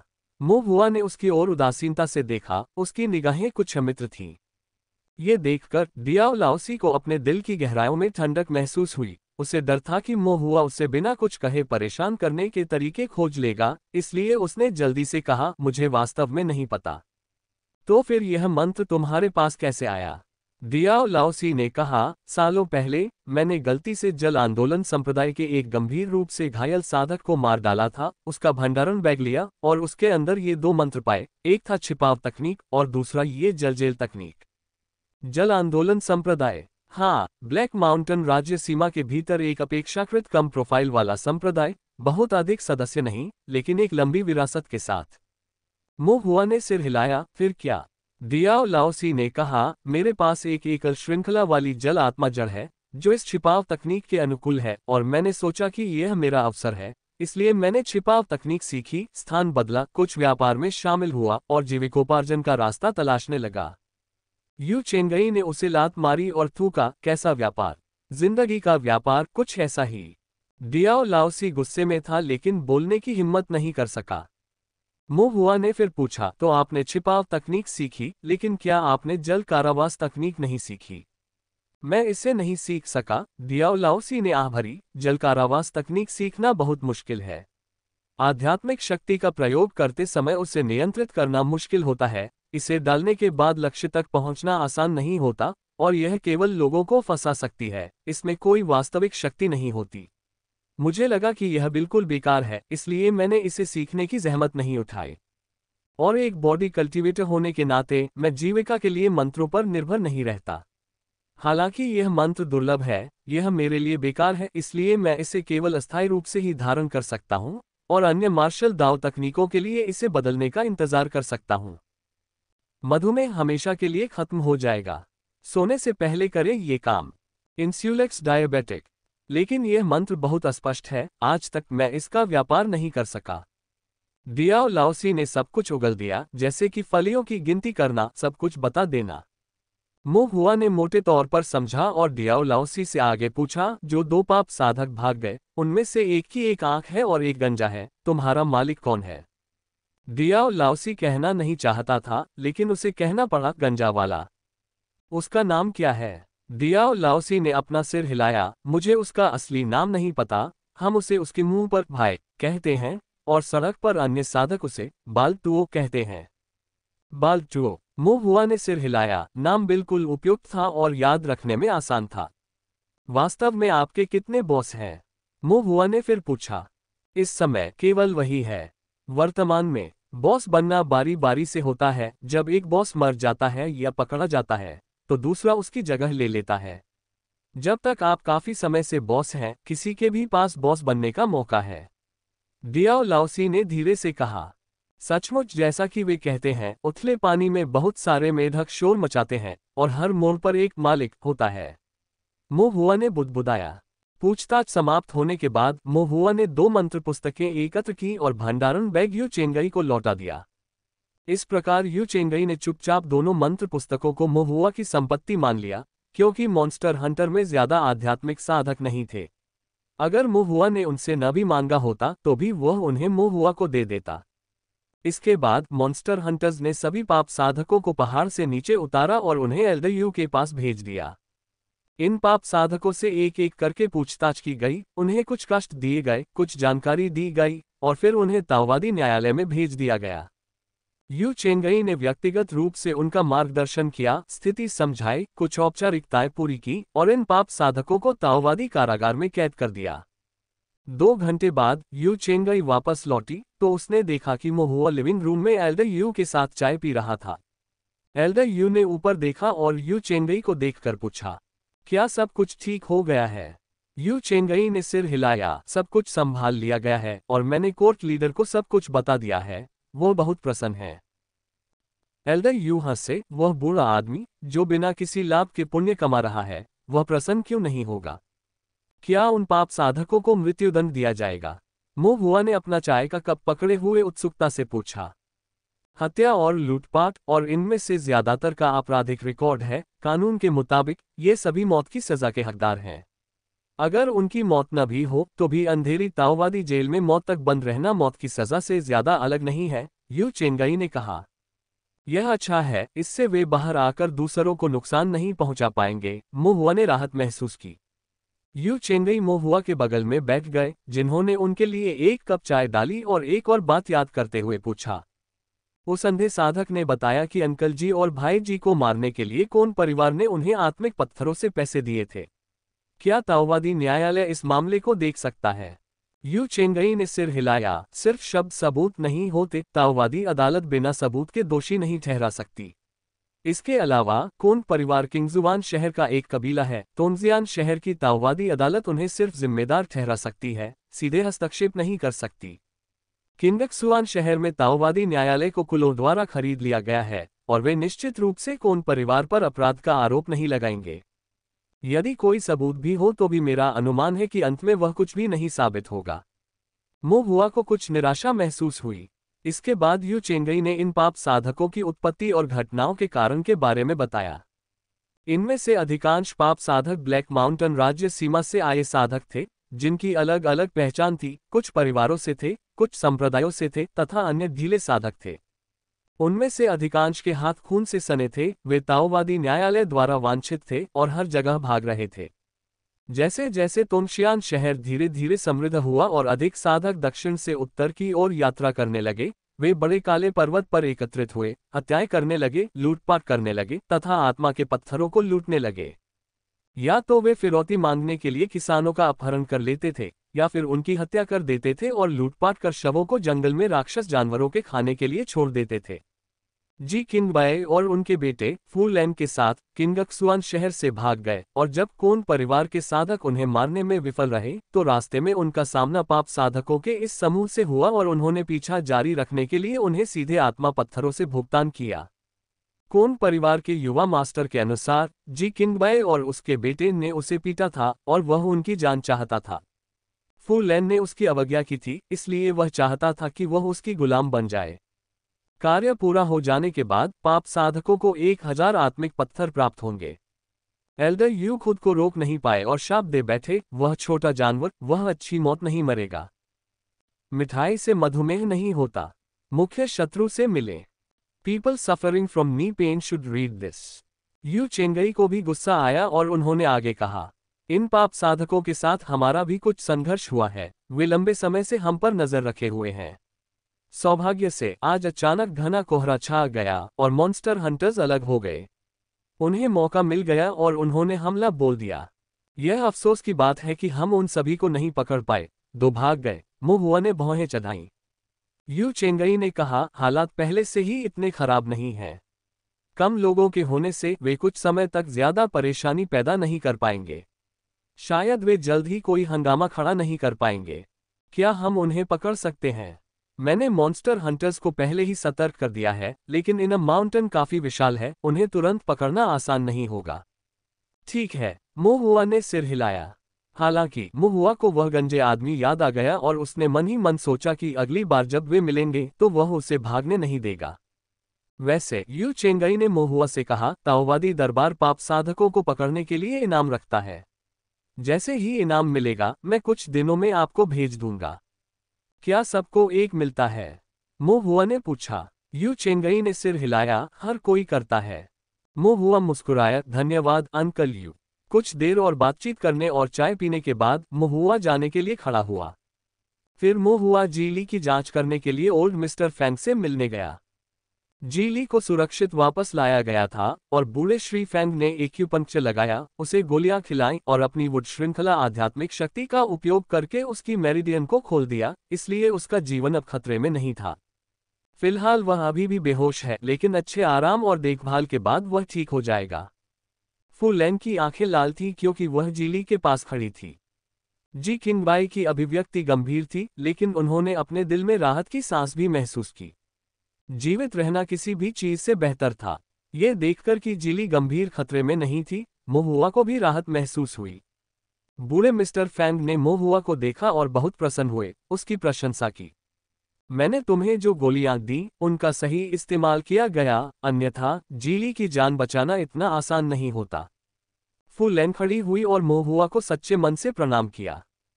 जी किंगबाई ने भी मोहुआ की ओर देखा और हाथ जोड़ते हुए कहा, मैं इस महान उपकार के लिए आपका पर्याप्त धन्यवाद नहीं कर सकता। वे कुछ ज्यादा ही औपचारिक हो रहे थे और मोहुआ को थोड़ी शर्मिंदगी महसूस हुई। उसने अपना सिर खुजाया और मुस्कुराते हुए कहा, तो फिर आपको मुझे शादी समारोह में आमंत्रित करना होगा। इन शब्दों पर जी किंगबाई क्षण भर के लिए स्तब्ध रह गए, फिर राहत महसूस की और हंसते हुए बोले, निश्चित रूप से। साधक के साथ मामला समाप्त हो गया, जिसके बाद मोहुआ ने अपना समय 2 मंत्र सीखने में लगा दिया। एक थी छिपाव तकनीक और दूसरी थी जल कारावास तकनीक। मो परिवार के आंगन में चून की भोजनालय में भीड़ कम थी। लियू रुहुआ के पास कुछ खाली समय था और वह आंगन में बैठकर मोहुआ के लिए कपड़े सिलने लगी। मोहुआ पास में ही गुप्त रखने की तकनीक सीख रही थी। थोड़ी देर बाद मोहुआ ने पूछा, माँ, क्या आप मुझे देख सकती हैं? वह नहीं जानता था कि निपुणता प्राप्त छिपाव तकनीक कैसी दिखती है, इसलिए वह चाहता था कि उसकी माँ उसे देखने में मदद करे। इसे मनोरंजक पाते हुए लियू रुहुआ ने सिलाई जारी रखी और ऊपर देखते हुए कहा, मैं तुम्हें देख सकती हूँ। अभी के बारे में कैसे? मैं आपको देख सकता हूँ। क्या तुम अब भी मुझे देख सकते हो? हाँ। अल्पविराम, क्या अब आप मुझे देख सकते हैं? लियू रुहुआ ने ऊपर देखा, उसके चेहरे पर आश्चर्य था और वह बोली, हुआ, मैं तुम्हें नहीं देख सकता। मोहुआ बहुत खुश हुआ, लेकिन फिर उसे एहसास हुआ कि कुछ गड़बड़ है। उसकी माँ उसे देख रही थी और फिर भी कह रही थी कि वह उसे नहीं देख सकती। उसने खुद को नीचे देखा और अभी भी अपना शरीर और पहने हुए कपड़े स्पष्ट रूप से देख सकता था। मोहुआ ने कुछ असहाय होकर कहा, माँ। लियू रुहुआ ने अपना मुंह ढक लिया और हंस पड़ी, उसकी आंखें खुशी से भर गईं। अभ्यास करते रहो, मैं तुम्हें अब और मूर्ख नहीं बनाऊंगी। मोहुआ ने आह भरी और खुद को खुश होने से नहीं रोक पाया। हालांकि अपनी मां को खुश देखकर उसे भी खुशी हुई। मधुमेह हमेशा के लिए ठीक हो जाएगा। सोने से पहले करें ये काम। इंसुलक्स डायबिटिक। इसके बाद उन्होंने कुछ और बार छिपाने की तकनीक का प्रयास किया, लेकिन कोई फायदा नहीं हुआ। मोहुआ ने फिर से समीक्षा के लिए छिपाव तकनीक की पुस्तक उठाए और मुख्य बिंदुओं और उन मेरिडियनों पर ध्यानपूर्वक विचार किया जिनके माध्यम से आध्यात्मिक शक्ति को प्रवाहित होना था। जब उन्होंने फिर से तकनीक का प्रदर्शन किया, आध्यात्मिक शक्ति क्यूई सागर से प्रवाहित हुई, जो मेरिडियन से होकर बह रही थी और त्वचा के साथ साथ उसके पहने हुए कपड़ों को भी ढक रही थी। मोहुआ का रूप धीरे धीरे बदलने लगा। लियू रुहुआ ने ये सब देखा और आश्चर्यचकित भाव प्रकट किया। इस बार उसका आश्चर्य बनावटी नहीं लग रहा था। मोहुआ ने फिर पूछा, माँ, क्या आप अभी भी मुझे देख सकती हैं? लियू रुहुआ ने भौहें चढ़ाईं, ऐसा लग रहा है जैसे मैं तुम्हें देख सकता हूँ और फिर भी नहीं। इसका क्या मतलब है? मोहुआ को कुछ समझ नहीं आया और उसने अपने हाथ ऊपर उठाकर देखा कि उसकी भुजाएं हल्के नीले पारदर्शी रंग में बदल गई थीं। वे ऐसे दिखते थे जैसे वे पानी से बने हों। आप कह सकते हैं कि वह अदृश्य था, लेकिन पूरी तरह से नहीं। कुछ विचार विमर्श के बाद मोहुआ को बात समझ में आ गई। छिपाव तकनीक की कुंजी आध्यात्मिक मूल में निहित है। जिनके पास एक भी जल आत्मा जड़ थी, वे छिपाव तकनीक के लिए उपयुक्त थे और इसके प्रभावों का प्रभावी ढंग से उपयोग कर सकते थे। लघु पंचतत्व आध्यात्मिक मूल के वाहक के रूप में मोहुआ में वास्तव में जल तत्व था, लेकिन ये शुद्ध नहीं था। इसलिए यद्यपि वह छिपाव तकनीक सीख सकता था, इसका प्रभाव कमजोर था। उसका रूप बहते पानी के समान हो गया, लेकिन पूरी तरह से छिपाया नहीं जा सका। मोहुआ को कुछ निराशा महसूस हुई। लियू रुहुआ ने एक पल के लिए सोचा, उसकी आंखें चमक उठी। यदि आप पानी में छिप जाते हैं तो दूसरे आपको नहीं देख पाएंगे। ये बात तो सही लग रही थी, लेकिन बिग ब्लैक माउंटेन के पास पानी वाली ज्यादा जगहें नहीं थीं। मोहुआ ने आह भरते हुए कहा, मैं कुछ और सोचूंगा। कम से कम अभी तक तो छिपाने की तकनीक उसके लिए किसी काम की नहीं थी। चून की छिपाव तकनीक प्रभावी नहीं थी, मोहुआ ने अन्य मंत्र जल कारावास तकनीक का अध्ययन करना शुरू कर दिया। जल कारावास तकनीक बहुत शक्तिशाली नहीं थी, इसे नगण्य भी माना जा सकता था। हालांकि इस मंत्र का उद्देश्य दुश्मन को फंसाना था, चाहे उसकी शक्ति बड़ी हो या छोटी, इससे कोई फर्क नहीं पड़ता था। जब जल कारावास तकनीक का प्रयोग किया जाता था तो आध्यात्मिक शक्ति जल के आकार की ताला जंजीरों में परिवर्तित हो जाती थी, जो अस्थायी रूप से शत्रु साधक को बांध देती थी तथा उनके भागने को रोक देती थी। बंधन की अवधि आमतौर पर लगभग 3 सांसों की होती थी। निचले क्षेत्र के साधकों के विरुद्ध प्रयोग करने पर यह अधिक समय तक चलती थी और उच्च क्षेत्र के साधकों के विरुद्ध यह अवधि कम, शायद केवल 1 या 2 सांसों तक ही रहती थी। ऐसा लग सकता है कि यह बहुत कम उपयोगी है, लेकिन जीवन मरण के संघर्षों या हताशापूर्ण प्रयासों में यह अस्पष्ट मंत्र महत्वपूर्ण बन गया। जल कारावास तकनीक की कठिनाई इसकी चुनौतीपूर्ण सीखने की प्रक्रिया, प्रयोग में कठिनाई तथा अविश्वसनीय परिशुद्धता में निहित है। जल कारावास तकनीक को क्रियान्वित करने के लिए आध्यात्मिक शक्ति और अनेक एक्यूपॉइंट कनेक्शनों के जटिल हेरफेर की आवश्यकता होती है, जिससे इसे सीखना कठिन हो जाता है। और क्योंकि आध्यात्मिक शक्ति का प्रवाह जटिल है, इसलिए मंत्रों का प्रयोग धीरे धीरे किया जाता है और धीमी गति से किए जाने के कारण उनका सटीक रूप से प्रभाव डालना कठिन होता है।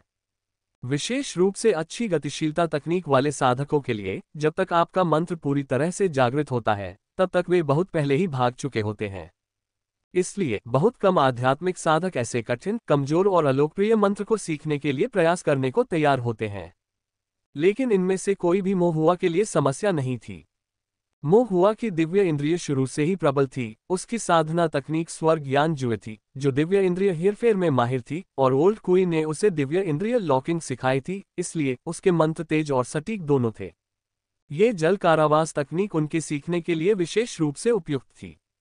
इसके अलावा, क्योंकि उसकी दिव्य इंद्रिय इतनी शक्तिशाली थी, मोहुआ ने इसे लगभग बिना किसी प्रयास के सीख लिया।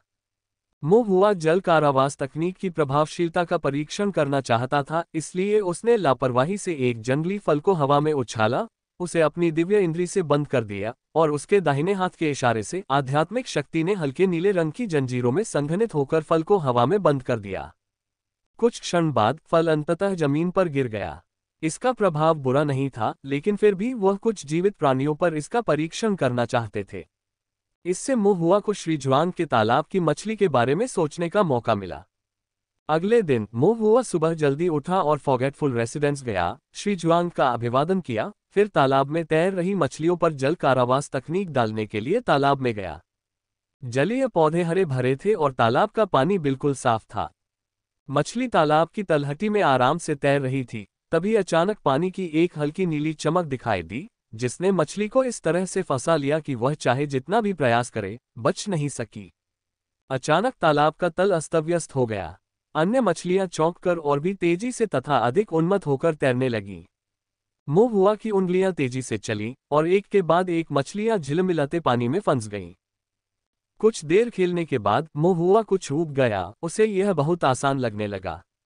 मोहुआ ने मछलियों को एक एक करके छोड़ दिया और अपने बंधनों से मुक्त होने के बाद मछलियां कुछ देर तक उन्मत्त होकर तैरती रहीं, जब तक कि उन्हें कोई खतरा महसूस नहीं हुआ और धीरे धीरे उन्होंने आराम से तैरना शुरू कर दिया, जिससे तालाब के तल पर शांति लौट आए। तालाब में मछलियों को परेशान करने के बाद मोहुआ को लगा कि जल कारावास तकनीक में उसकी महारत अभी भी पूरी तरह से परिष्कृत नहीं हुई है, इसलिए वह बाइज़िशिंग को खोजने के लिए बड़े टिड्डे के पेड़ के नीचे चला गया। विशाल टिड्डी वृक्ष के नीचे बाइजिक्सी चुपचाप एक किताब पढ़ रही थी, जबकि बाइजिशिंग अभी भी सुस्ती से इधर उधर घूम रहा था। मैंने एक नया मंत्र सीखा है, मोहुआ ने धीरे से बाइजिशिंग से कहा। बाइजिशिंग की आंखें चमक उठीं और उसने तुरंत बाइजिक्सी पर एक नजर डाली। बाइजिक्सी ने किताब से अपनी आंखें नहीं उठाईं, लेकिन स्पष्ट आवाज में उन्होंने बस इतना कहा, बस ये सुनिश्चित करना कि आप अपना होमवर्क पूरा कर लें। मैं लगभग काम पूरा कर चुका हूं, 1 घंटे से भी कम समय में मैं काम पूरा कर लूंगा, बाइजिशिंग ने कहा। बाइजिक्सी ने धीरे से कहा, मम। बाइजिशिंग खुश दिखे और मोहुआ से कहा, चलो एक छोटी सी प्रतियोगिता देखते हैं। मोहुआ और बाइजिशिंग एक तरफ चले गए, इस बात का ध्यान रखते हुए कि बाइजिक्सी के पढ़ने में कोई बाधा ना आए। तुमने कौन सा मंत्र सीखा? बाइजिशिंग ने पूछा। जल जेल तकनीक। बाइजिशिंग ने थोड़ा भौहें चढ़ाईं, थोड़ा अजीब लगता है, लेकिन विशेष रूप से शक्तिशाली नहीं। यह मंत्र दुश्मन को फंसा सकता है, लेकिन यह बहुत शक्तिशाली नहीं है। क्या ये सुनने में थोड़ा नीरस नहीं लग रहा? बाइजिशिंग की रुचि कम लग रही थी, फिर उसने पूछा, तो हम तुलना कैसे करें? तुम अपनी चाल ढाल की तकनीक से भागो और मैं तुम्हें मंत्र से फंसाने की कोशिश करूंगा, मोहुआ ने प्रस्ताव रखा। ये वास्तव में कोई झगड़ा नहीं है ना? बाई जिशेंग ने मोहुआ को संदेह से देखा, क्या ये सिर्फ मेरी पिटाई नहीं है? उद्देश्यपूर्ण स्प को स्प कहा जाता है, बिना उद्देश्य के ये सिर्फ लड़ाई है। मोहुआ ने आत्मविश्वास से कहा, इससे मेरी मंत्र विद्या और आपकी चाल तकनीक का प्रशिक्षण होगा।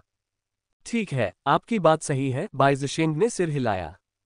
खेलने के लिए कुछ होना हमेशा कुछ न होने से बेहतर होता है, और वह स्वयं भी देखना चाहता था कि जल कारावास तकनीक क्या कर सकती है। मोहुआ ने घास पर एक बड़ा स्थान चिन्हित किया, इस घेरे के भीतर मैं तुम पर जल कारावास तकनीक का प्रयोग करूंगा। ठीक है। वे दोनों बड़े टिड्डे के पेड़ के नीचे घास पर थे। मोहुआ मंत्र का अभ्यास कर रहा था और बाई जिशेंग अपनी चोरी की तकनीक का अभ्यास कर रहा था। बाई जिशेंग ने चकमा दिया और मोहुआ ने उसे जलजेल तकनीक से फंसाने की कोशिश की। लगभग 2 घंटे बाद वे रुके और आराम करने के लिए घास पर बैठ गए। जल कारावास तकनीक का प्रयोग करते समय आध्यात्मिक शक्ति का प्रवाह जटिल होता है, इसलिए मुक्ति वास्तव में अग्निगोला तकनीक की तुलना में धीमी होती है। शुरुआत में मोहुआ को बाई जिशेंग को एक बार फंसाने के लिए लगभग 3 प्रयास करने पड़े। थोड़े अभ्यास के बाद एक बार सफल होने में उसे लगभग 2 प्रयास लगे। बाई जिशेंग कुलीन कुलों का एक गौरवशाली सदस्य था जो उच्च स्तरीय साधना तकनीकों और ताओवादी कौशल में पारंगत था। एक सामान्य साधक मोहुआ की जल कारावास तकनीक से शायद ही बच पाता। सच कहूं तो तुम्हारा ये जादू कुछ हद तक घिनौना है, बाई जिशेंग कहने से खुद को रोक नहीं सका। इससे ये साबित नहीं होता कि यह मंत्र शक्तिशाली है। इतना शक्तिशाली नहीं, बाई जिशेंग ने भौहें चढ़ाते हुए आत्मविश्वास से कहा, यह मुझे सिर्फ 2 सांसों के लिए ही फंसा सकता है। मुझे बस अपनी आध्यात्मिक शक्ति का इस्तेमाल करना है और मैं एक पल में आजाद हो सकता हूँ। मोहुआ ने कहा, जीवन और मृत्यु की लड़ाई में एक धागे से लटके हुए वे 2 सांसें जीत या हार का फैसला करने के लिए पर्याप्त हैं, जीवन और मृत्यु का फैसला करने के लिए पर्याप्त हैं। ये सुनकर बाई जिशेंग ने भौहें चढ़ाईं, एक पल सोचा और स्वीकार करना पड़ा, आप सही हैं। यदि कोई सावधान नहीं रहता और अचानक पकड़ा जाता है, तो वे 1 या 2 सांसें जीवन और मृत्यु का निर्धारण करने के लिए पर्याप्त होती हैं। मोहुआ ने उसे याद दिलाया, तुम्हें भविष्य में भी सावधान रहना चाहिए, ऐसे अस्पष्ट मंत्रों के चक्कर में मत पड़ना। बाई जिशेंग ने गंभीरता से सहमति में सिर हिलाया। फिर उसने सोचा, संभवतः दुनिया में मोहुआ जैसे बहुत से साधक नहीं होंगे जिनके पास इतनी प्रबल दिव्य भावना, त्वरित क्रियाशीलता तथा ऐसे अस्पष्ट मंत्रों का ज्ञान हो। बाई जिशेंग का दिल अचानक थोड़ा हल्का हो गया। यह अवसर दुर्लभ था, हर साधक ऐसे अस्पष्ट मंत्र नहीं जानता था। बाई जिशेंग मोहुआ के साथ कुछ और समय तक अभ्यास करना चाहता था, लेकिन अगर वे ऐसा करते रहे तो वह अपनी पढ़ाई पूरी नहीं कर पाएगा। बाई जिशेंग अनिच्छा से ही अपनी पढ़ाई पर वापस जा सका। मोहुआ ने जल कारावास तकनीक का अभ्यास समाप्त कर लिया और जाने ही वाला था कि बाई जिक्सी ने अचानक उससे पुकारा।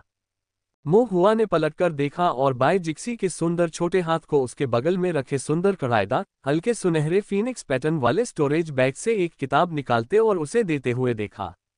ये कौन सी किताब है? एक पाक विधि पुस्तक। मोहुआ ने उसे उठाया और ध्यान से देखा, सचमुच वह एक लजीज रसोई की किताब थी। उसमें ताओ साधना जगत के कुछ लजीज व्यंजन और उनकी पाक विधि के बारे में बताया गया था। व्यंजनों के नाम बहुत ही आकर्षक थे, जैसे golden hall, crabapple jade crisp, plum blossom in snow, dew hugged hibiscus, envying the mandarin ducks, immortal dew pearls इत्यादि। मोहुआ एक पल के लिए स्तब्ध रह गया, मेरे लिए? बाई जिक्सी ने उदासीनता से उसकी ओर देखा, ये चाची लियू के लिए है। ओह, मोहुआ ने सिर हिलाया और फिर सोचा, ये बात तो सही है, वह कोई मील मास्टर नहीं था और रेसिपी बुक उसके किसी काम की नहीं थी। पहले से ही आपके धन्यवाद के लिए मैं आपका आभारी हूँ, बाई जिक्सी ने तीखे स्वर में कहा। मोहुआ मुस्कुराया, धन्यवाद, मेरी माँ इसे पाकर निश्चित रूप से खुश होंगी। बाई जिक्सी भी मंद मंद मुस्कुराए, उसकी भौहें अर्धचंद्राकार थीं, उसकी आंखें रात में खिलने वाले सीरियस की तरह अलौकिक और तेजस्वी। मोहुआ ने मन ही मन आह भरी, इतना सुंदर क्यों हो? वापस आते समय मोहुआ ने रेसिपी बुक को पलटते हुए देखा कि क्या कोई स्वादिष्ट व्यंजन है। जैसे ही उसने देखा, उसका पेट गुर्राने लगा। घर पहुंचने के बाद मोहुआ ने रेसिपी बुक लियू रुहुआ को दी। माँ जिक्सी ने मुझे ये आपको देने के लिए कहा था। लियू रुहुआ ने उसे लिया, उस पर एक नजर डाली और उसका चेहरा खुशी से चमक उठा। मेरे लिए उसका शुक्रिया। हम। मोहुआ ने सिर हिलाया, फिर किताब में एमरल्ड बैम्बू राइस नामक एक व्यंजन की ओर इशारा किया, मुस्कुराया और कहा, माँ मैं इसे खाना चाहता हूँ। पन्ना बांस चावल पन्ना बांस के एक टुकड़े को काटकर उसमें सुगंधित चावल, कुछ हरे बेर, संतोषजनक फल और मीठे झरने का पानी डालकर फिर उसे आग पर भूनकर बनाया जाता है। एक बार पूरी तरह पक जाने पर बांस का हरा रंग फीका पड़ जाता है और चावल तैयार हो जाता है। बांस को खोलने पर बांस की ताज़ा सुगंध, आलू बुखारे का हल्का खट्टा स्वाद और चावल की सुगंधित चिपचिपाहट सभी एक साथ मिल जाते हैं, जिससे एक स्पष्ट, मुलायम चबाने वाला स्वाद मिलता है, जिसमें रंग, सुगंध और स्वाद सभी मौजूद होते हैं। इसकी तैयारी कठिन नहीं है और सामग्री सरल है, विशेष रूप से दुर्लभ नहीं है। कुछ दुर्लभ सामग्रियों को अन्य के साथ प्रतिस्थापित किया जा सकता है। मो हुआ ने इसे चुनने से पहले काफी देर तक विचार किया। लियू रुहुआ ने प्यार से मो हुआ के सिर पर थपथपाया। ठीक है, मैं इसे तुम्हारे लिए बना दूंगी। अगले दिन लियू रुहुआ ने सामग्री तैयार की और कुछ बार प्रयास करने के बाद सफलतापूर्वक एमरल्ड बैम्बू राइस बना लिया। मो हुआ ने एक निवाला चखा, मुलायम और चिपचिपी बनावट महसूस की, स्वाद उसके मुंह में बना रहा और वह अपनी आंखें सिकुड़ने से खुद को नहीं रोक सका और बोला, माँ, ये बहुत स्वादिष्ट है। मो हुआ को इतनी खुशी से खाते देख लियू रुहुआ की आंखें भी हंसी से भर आईं। अगले दिनों में लियू रुहुआ ने कुछ और बनाया और मो हुआ को इसे श्री जुआंग और बाय भाई बहनों तक पहुंचाने के लिए कहा। श्री जुआंग को इसका साफ स्वाद बहुत पसंद आया और उन्होंने संतुष्टि से सिर हिलाया। बाय जिशेन को भी ये पसंद आया, लेकिन उसे राक्षस के मांस का तीखापन ज्यादा पसंद था। सबसे ज्यादा पसंद करने वाली थी बाय जिक्सी। वह बड़े टिड्डे के पेड़ के नीचे बैठी उसे एक एक टुकड़ा खा रही थी। उसकी चाल सुंदर और परिष्कृत थी। वह धीरे धीरे चबा रही थी, लेकिन रुकी नहीं, जल्दी जल्दी 3-4 टुकड़े खा रही थी। क्या इसका स्वाद सचमुच इतना अच्छा है? मो हुआ ने कुछ उलझन में पूछा। ये सुनकर बाय जिक्सी ने अपना सिर उठाया और मो हुआ को एक हिस्सा सौंप दिया। मो हुआ ने खाते हुए महसूस किया कि इसका स्वाद पिछले दिन से बेहतर लग रहा है। एक हिस्सा खत्म करने के बाद उसे और खाने की इच्छा हुई। इसलिए बड़े टिड्डे के पेड़ के नीचे वे दोनों दो छोटे पांडा की तरह एक एक करके बांस खाते रहे। पाप साधकों का मामला समाप्त होने के साथ मो हुआ का आंतरिक पर्वत में राक्षस जानवरों के साथ काम करना अधिक सुविधाजनक हो गया। बाकी समय साधना के अलावा मो हुआ ने संरचनाओं को चित्रित करना, उन्हें हल करना सीखना और उल्टी आत्मा संरचना का अभ्यास करना जारी रखा। उन्होंने ग्रेड 1 कंपाउंड फॉर्मेशन से शुरुआत की। एक बार जब उन्हें इसमें महारत हासिल हो गई तो उन्होंने इसे कागज पर चित्रित किया, फिर खुद ही फॉर्मेशन हल किया। मो हुआ खुद ही पेंटिंग और हल करता रहता था। जब वह इससे थक जाता तो वह 9.5 फॉर्मेशन पैटर्न के रिवर्स्ड स्पिरिट फॉर्मेशन का अभ्यास करता। फॉर्मेशन हल करने में उसकी प्रगति बहुत सहज थी। हर कंपाउंड फॉर्मेशन हल करने के साथ मो हुआ की ऐसा करने की क्षमता बढ़ती गई। लेकिन रिवर्स्ड स्पिरिट फॉर्मेशन पर प्रगति धीमी थी। 10 संरचना प्रतिमानों से युक्त एक पूर्ण उल्टी आत्मा संरचना के लिए एक ऐसी दिव्य भावना की आवश्यकता थी जो आधार स्थापना चरण जितनी प्रबल हो। मो हुआ की दिव्य भावना अभी भी एक पूर्ण उल्टी आत्मा संरचना को चित्रित करने के लिए पर्याप्त नहीं थी। यहां तक कि अधूरे 9.5 पैटर्न को भी मो हुआ के लिए खींचना कठिन होता जा रहा था। 9 के ऊपर 10वें पैटर्न की प्रत्येक अतिरिक्त रेखा और स्ट्रोक के साथ खर्च की गई दिव्य भावना लगभग एक पूरे पिछले पैटर्न को चित्रित करने के लिए आवश्यक राशि के बराबर थी। मो हुआ को भी संदेह था इस दर पर, क्या वह वास्तव में फाउंडेशन स्थापना चरण तक पहुंचने से पहले पर्याप्त रूप से मजबूत दिव्य भावना को प्राप्त कर सकता है। भले ही वह फाउंडेशन स्थापना से पहले ऐसी दिव्य भावना विकसित कर सके, फिर भी उसे संरचनाओं का अभ्यास करने के लिए कितने वर्षों की आवश्यकता होगी। इसमें संभवतः दशकों का समय नहीं लग सकता। मिठाई से मधुमेह नहीं होता। मुख्य शत्रु से मिले। People suffering from knee pain should read this. मो हुआ को थोड़ी चिंता हुई, लेकिन फिर उसने सोचा, क्या दिव्य भावना को मजबूत करने का कोई और तरीका है? कुछ देर सोचने के बाद मो हुआ को लगा कि यह असंभव है। अपने आसपास के साधकों में उसकी दिव्य भावना पहले से ही सबसे तेजी से बढ़ रही थी। यहां तक कि बाय जिशेंग और बाय जिक्सी के पास बेहतर आध्यात्मिक जड़ें और उच्च साधना स्तर होने के बावजूद उनकी दिव्य इंद्रियां उससे कमतर थीं। बाय परिवार जैसे महान कुल से आने के कारण बाय जिशेंग और बाय जिक्सी सर्वश्रेष्ठ में से थे, जिससे पता चला कि महान कुलों या महान संप्रदायों के बीच भी मो हुआ की दिव्य भावना अद्वितीय या कम से कम बहुत दुर्लभ थी। ऐसा प्रतीत होता है कि इस समय इससे बेहतर कोई तरीका उपलब्ध नहीं था। मो हुआ ने आह भरी और अपने मन को शांत किया और अपने विचारों को भटकने नहीं दिया। यदि वर्तमान में संरचनाओं पर निर्भर रहना ही एकमात्र विकल्प है, तो वह उन्हें चित्रित करने में लगे रहेंगे। एक दिन, जब तक उसकी दिव्य भावना बढ़ती रहेगी, उसे आधार स्थापना चरण के बराबर एक और अवस्था प्राप्त होगी।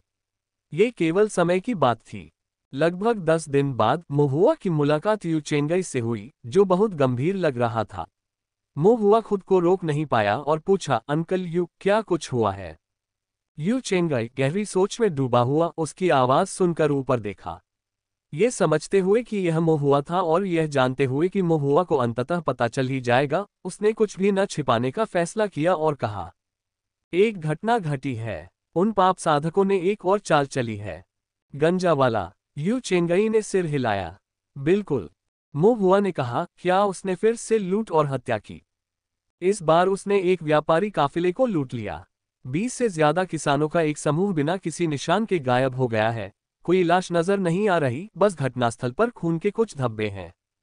मोहुआ का दिल धड़क उठा। उसे थोड़ी बेचैनी हुई, फिर वह हैरान हो गया, क्या पहले भी व्यापारी काफिले लूटे नहीं गए थे? इस बार क्या अलग है? यू चेंगई की अभिव्यक्ति बहुत गंभीर थी, एक असामान्य दृश्य।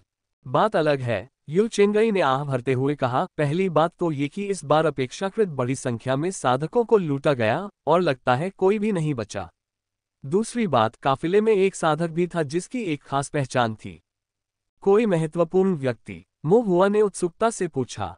वास्तव में कोई महत्वपूर्ण व्यक्ति नहीं, यू चेंगई ने मोहुआ से पूछते हुए कहा। क्या आपको कौन परिवार याद है? किंगजुआन शहर से कौन परिवार? सही। मोहुआ को निश्चित रूप से कौन परिवार याद था जिसने अंकल जी और उनके बेटे को निर्वासित कर दिया था, जिसके कारण फूलान का परिवार बर्बाद हो गया था, और जो किंगक्सुआन शहर में ताओवादी अदालत को रिश्वत देकर नगरवासियों का शोषण करने और ढीले साधकों पर अत्याचार करने के लिए जाना जाता था। उस काफिले में कौन परिवार का एक वैद्य युवा स्वामी कोंग शेंग भी शामिल था। संपर्क टॉस।